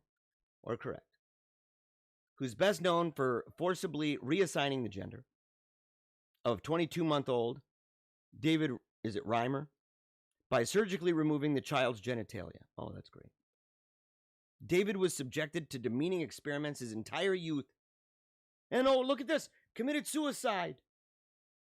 A self-identified male at the age of 38. Money was also a pedophilia apologist, insisting that pedophilia was not a disorder. We've heard that before. And look what happens. Look what happens. Or pathology. And when based on love, don't you see? Can you connect dots, people? It's all out of the same playbook, man. Pedophilia was completely permissible and natural. Lastly, Money claimed that heterosexuality was a fictional social concept and ideology.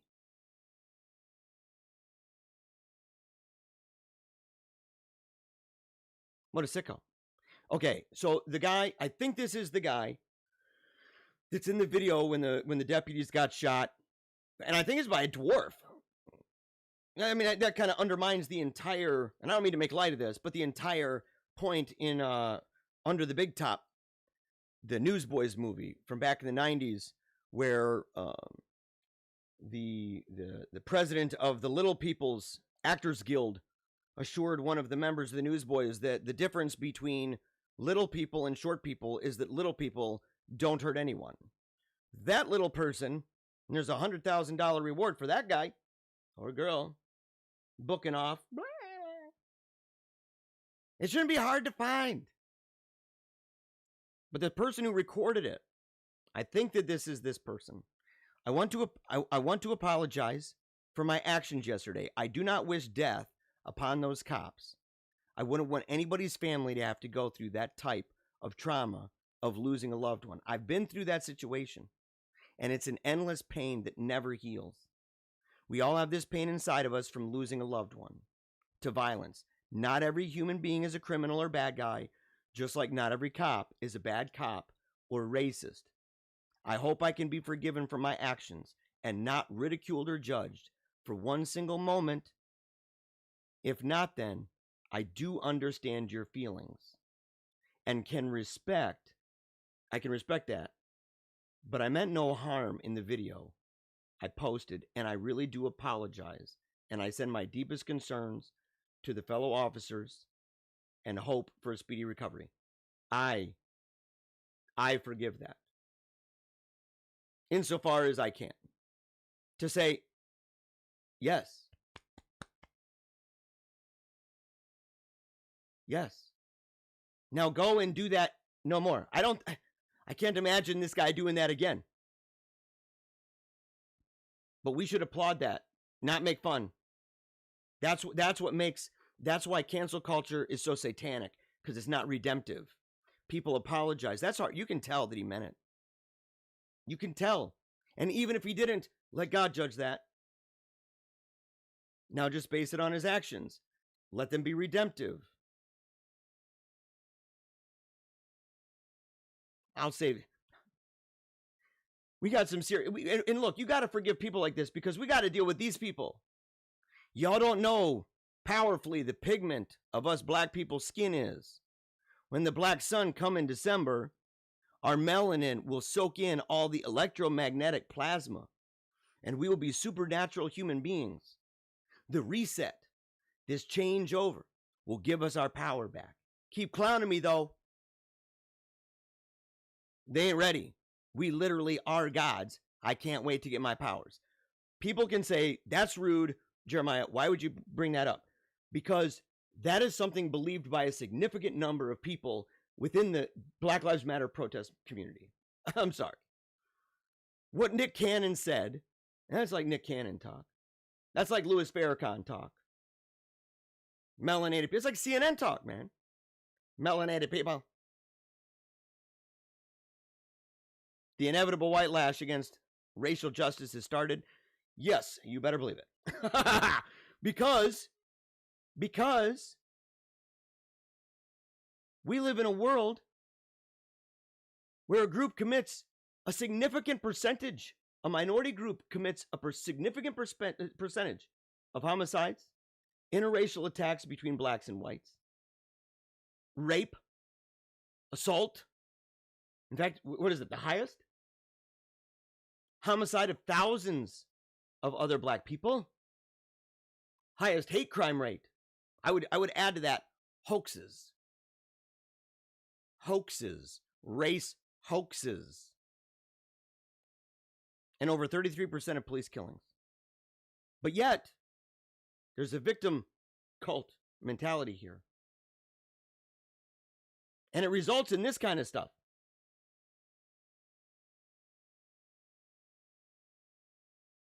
Dear white people, no melanin, no opinion. Math is racist. How data is driving inequality. White people need to learn how to integrate.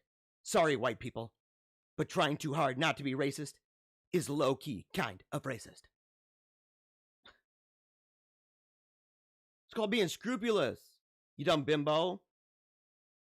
They're trying really hard because you've literally manipulated the living daylights out of them. They hate the color of their own skin. They hate themselves, and not even for stuff that they've done.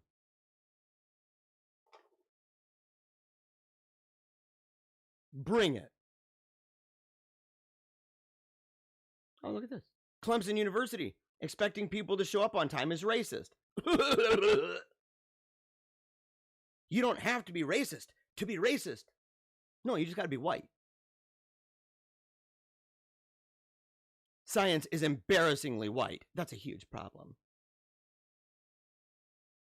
Peanut butter and jelly racist? Portland school principal ties sandwich to white privilege.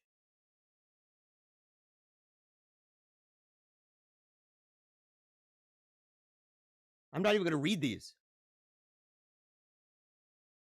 Look at these. Each and every one of these articles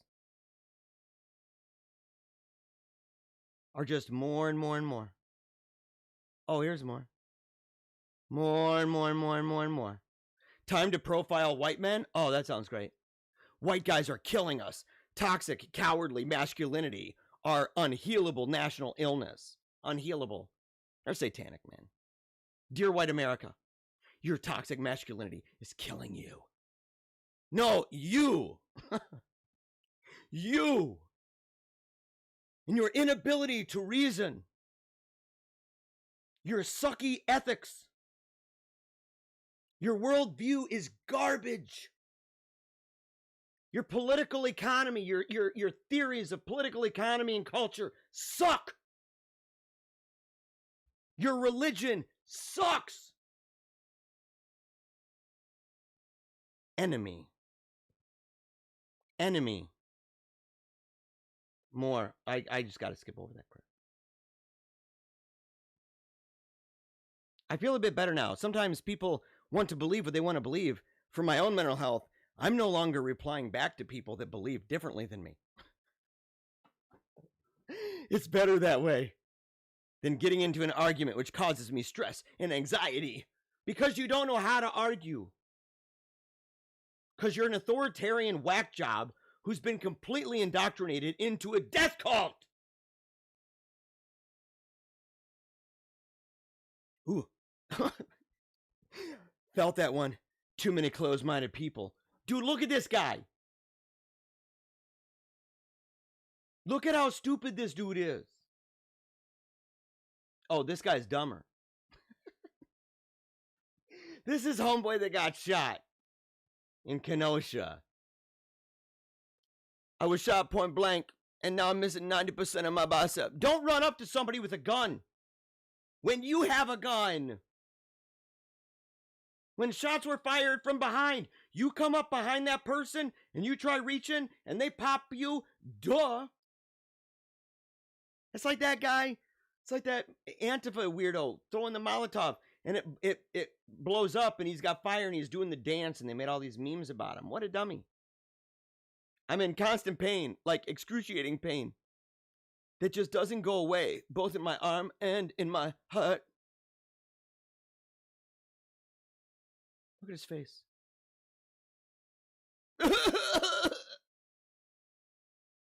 You're a liar, dude.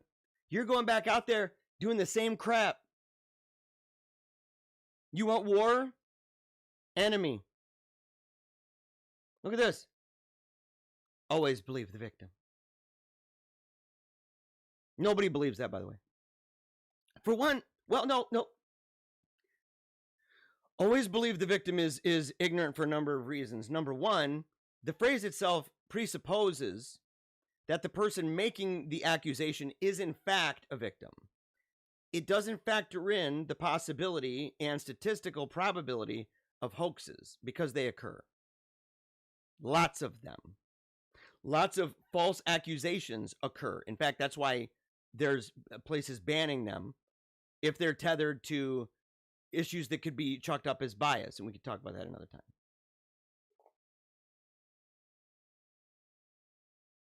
But not only that, put them to the test. Only liberal weirdos say stuff like this.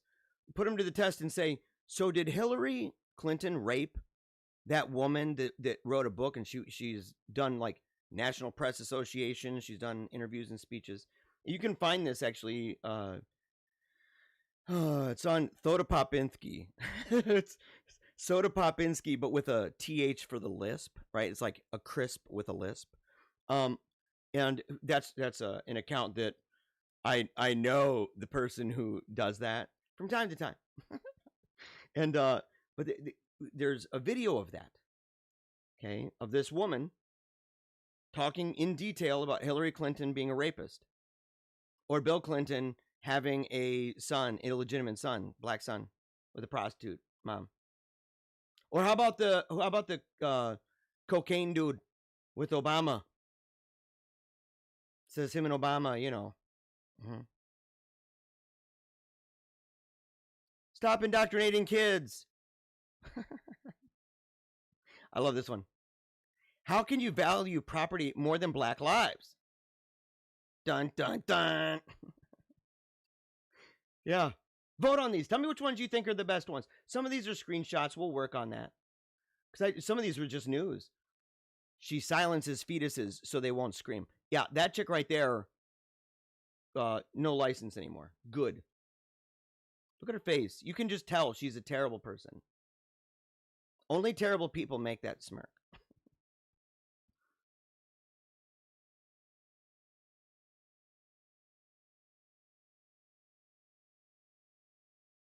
I'll only do a couple more, then we'll go to questions.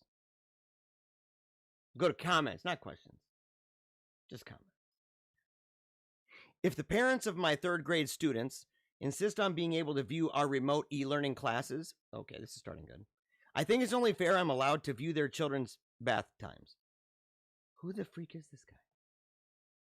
Zayden Brantley. Call the cops right away on Zayden. He's one of these sickos. I bet you he loves the cuties. How else can I properly instruct them in proper pubescent hygiene? See, here's the difference, brah. Here's the difference. In loco parentis. You, as a teacher, are in place of the parent delegating authority to you. So when not with you, back to the source.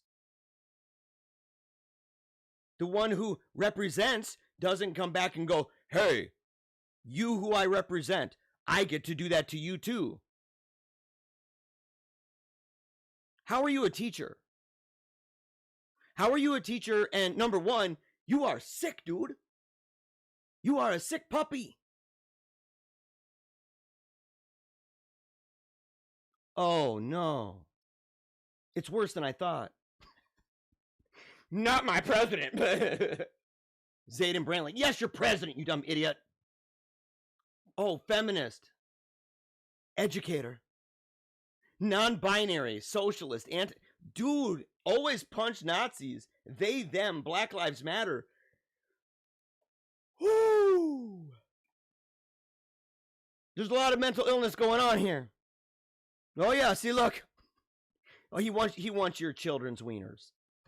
I'm sorry to be vulgar, but he does. Get him out. Get this person out now. Don't send your children to that man's school. Do not do it. Bad man. Look, all you got to do is see that. Look. Look at him. This is him creeping. That's him creeping. He's trying to see in. Trying to see bathroom stuff. He's probably into this.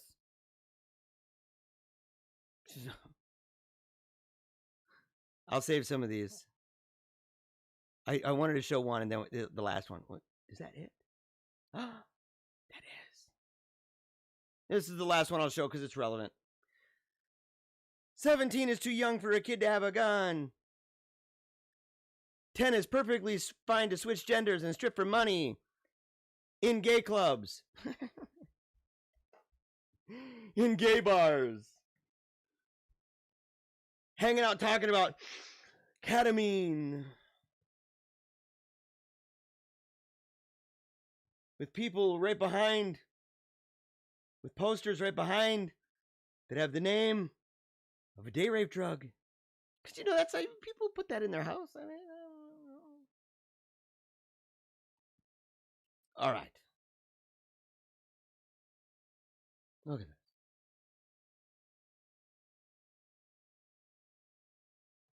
Black White, great podcast. Share the live stream and congratulations. Yeah, thank you very much. I appreciate that. Great video and congratulations on the new baby. Oh, it's black and white again. Yeah. Jason Williamson, congratulations to you and your family.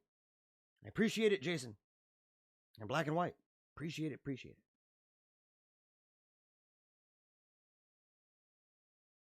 Don't forget to share the live stream. I'm not going to forget. But I said, look, I do it afterward. I'm not going to put it on the screen at the exact same time. I apologize for that.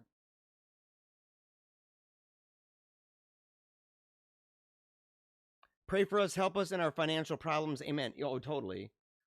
Especially with COVID. The cuckoo crazy. Mother Mary, please pray for me. Financial problem. Help pay off debts and sins. Okay. Wolfgang represent. Kevin Reyes, thank you. Look, Wolfgang is dope. But you got to say Wolfgang Phoenix. Wolfgang Phoenix. Whole thing. Wolfgang Phoenix. His first thing I thought was what is it, man? Leroy Jenkins. I'd love to have that guy on the show, by the way.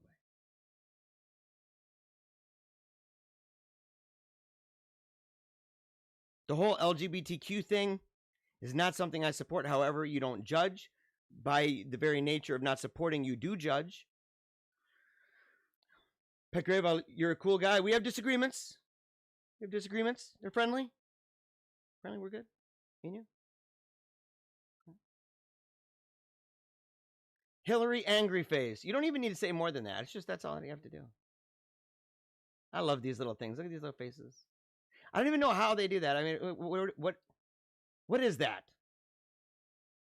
What is that? It looks kind of like the Snapchat little faces and stuff. Dropping Maynard bombs. You better believe it. Dude, here's Grand Rapids, man. Grand Rapids. I've liked Maynard for a long time. You know, I have kind of a crisis, a little bit of conscience with some of the songs, to be quite frank. You know, I'm not gonna lie about it. But at the same time, even Judith, you know, I can handle that. You know, I believe that it is a raw thing from the perspective of an unbeliever.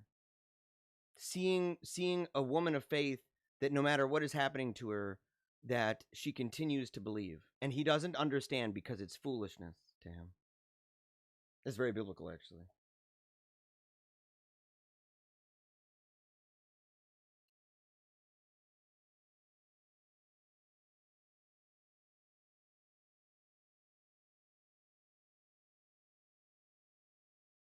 Sorry that bad toward you in any way. I don't think you were.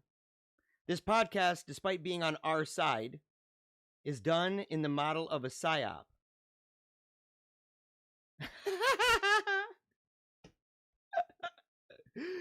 Are you serious?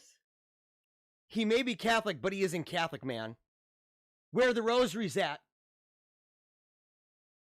You haven't listened to the show. You goon. Presumptuous goon. I have dedicated a lot of time to talking about the need to pray. Go back and listen to the last one. Judgmental idiot. And look, I told you, Jonathan, what did I say? I said there are people who said they're Jeremiah's Illuminati. What? You don't know me. You don't know me, dude. Why don't you talk to people who do, brother?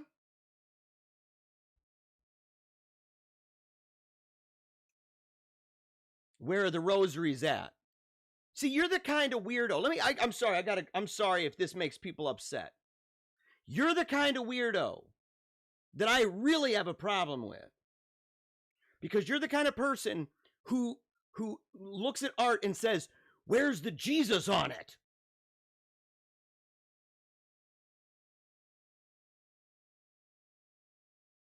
You're the kind of person that probably can't stomach hearing music if it doesn't have some kind of Jesus or Virgin Mary, rosary, or unless it's chant and classical. And by the way, there's a great episode of me on Meaning of Catholic about that. And by the way, on Meaning of Catholic, where I'm going to be doing a show, part of the protocol is we have to do Sign of the Cross. We have to do prayer at the beginning. The Pater Noster, man. So back off, homie. Put away your crystal ball, you magician. Weirdo.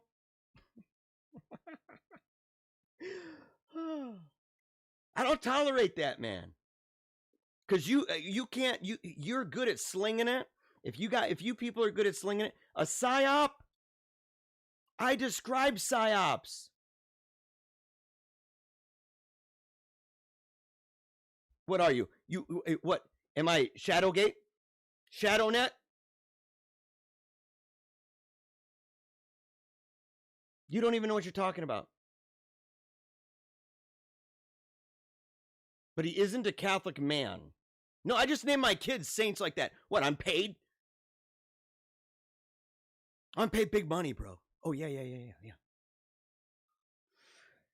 You're no different than the people who say, "I bet you he's a Putin stooge. I bet you he's in with Putin and he's getting money." Because I have people like that. You're like the Catholic-y cultic version of that. Creepy, dude. Put away the Ouija board, weirdo. You're obviously not a prophet. Yeah, pray for your enemies. That's what I say on the show.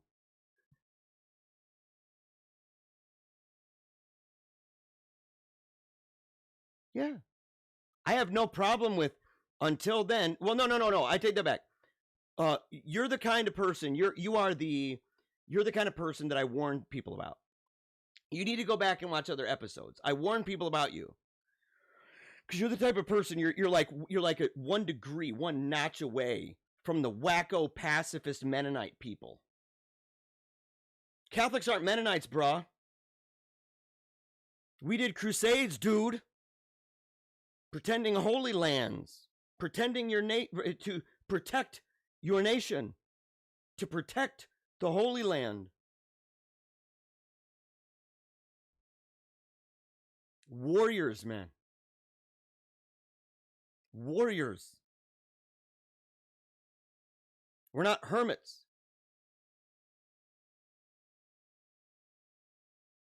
And your house. What do you think political economy is?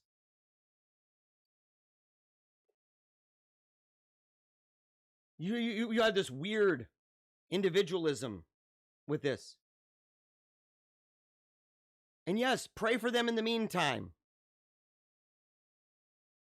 In fact, pray for them. Pray for them even when they're being put to death, man.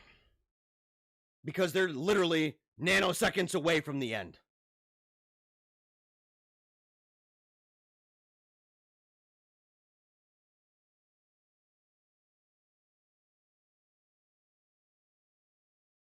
Rosary first, Beretta second.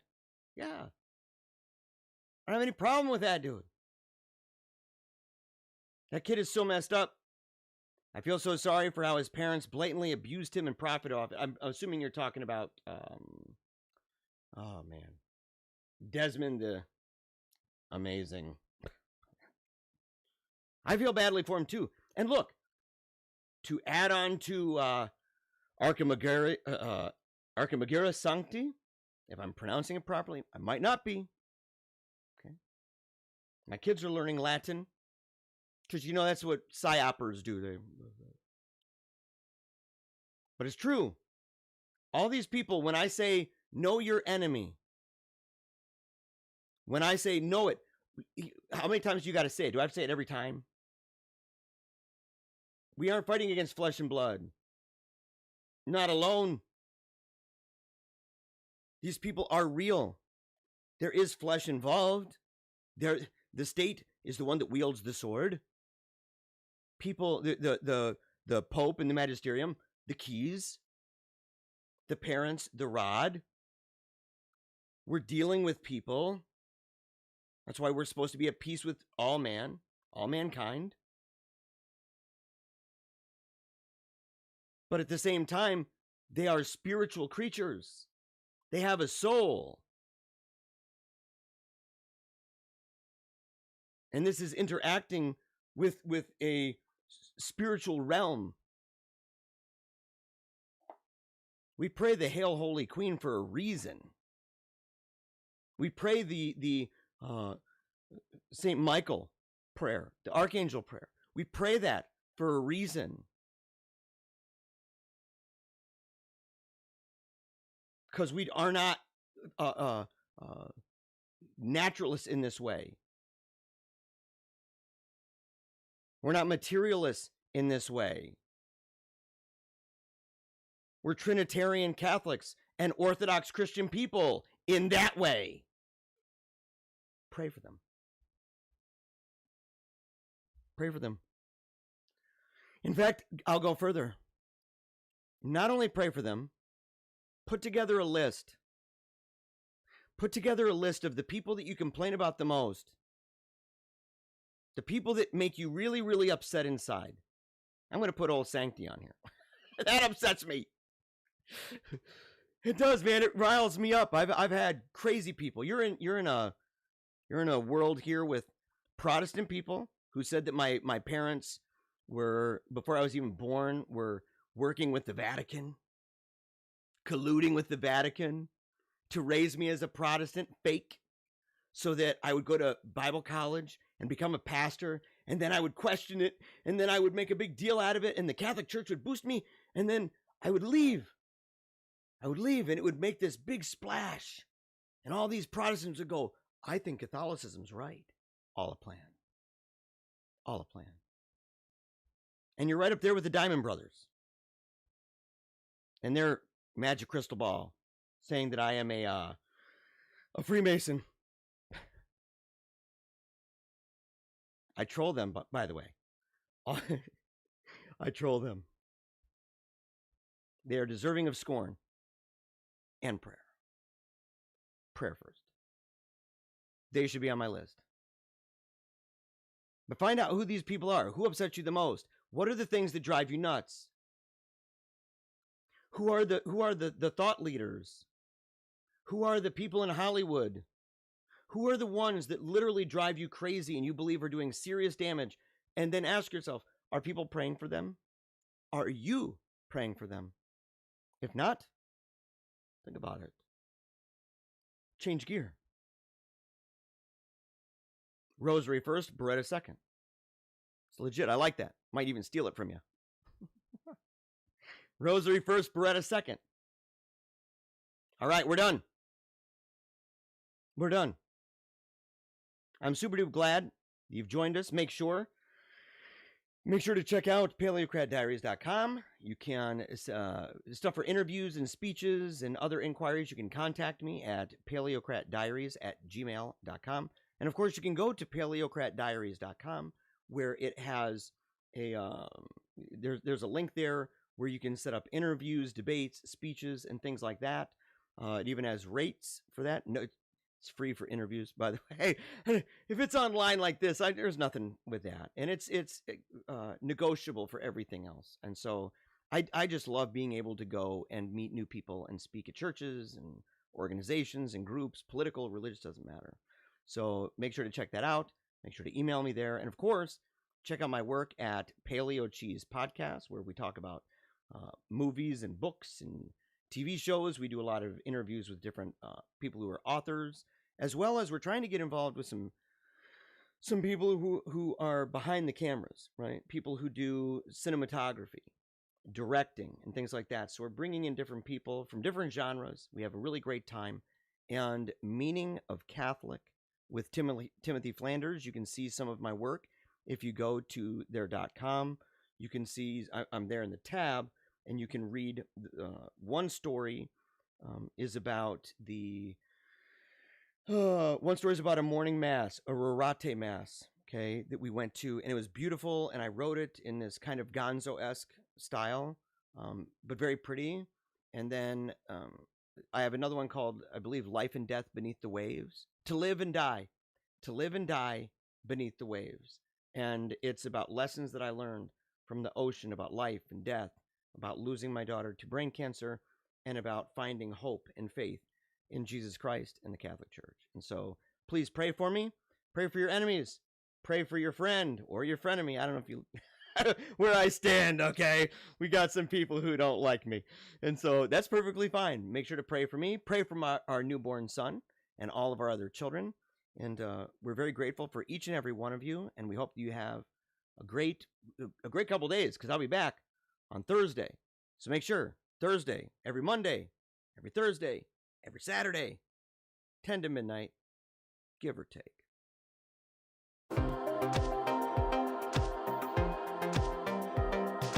If I don't talk into microphones, I don't make that mad cash.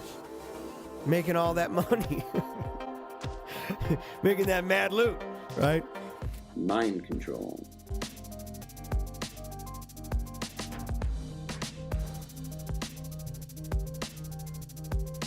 So we see the minority elite imposing their ideology on an unwilling and resentful populace.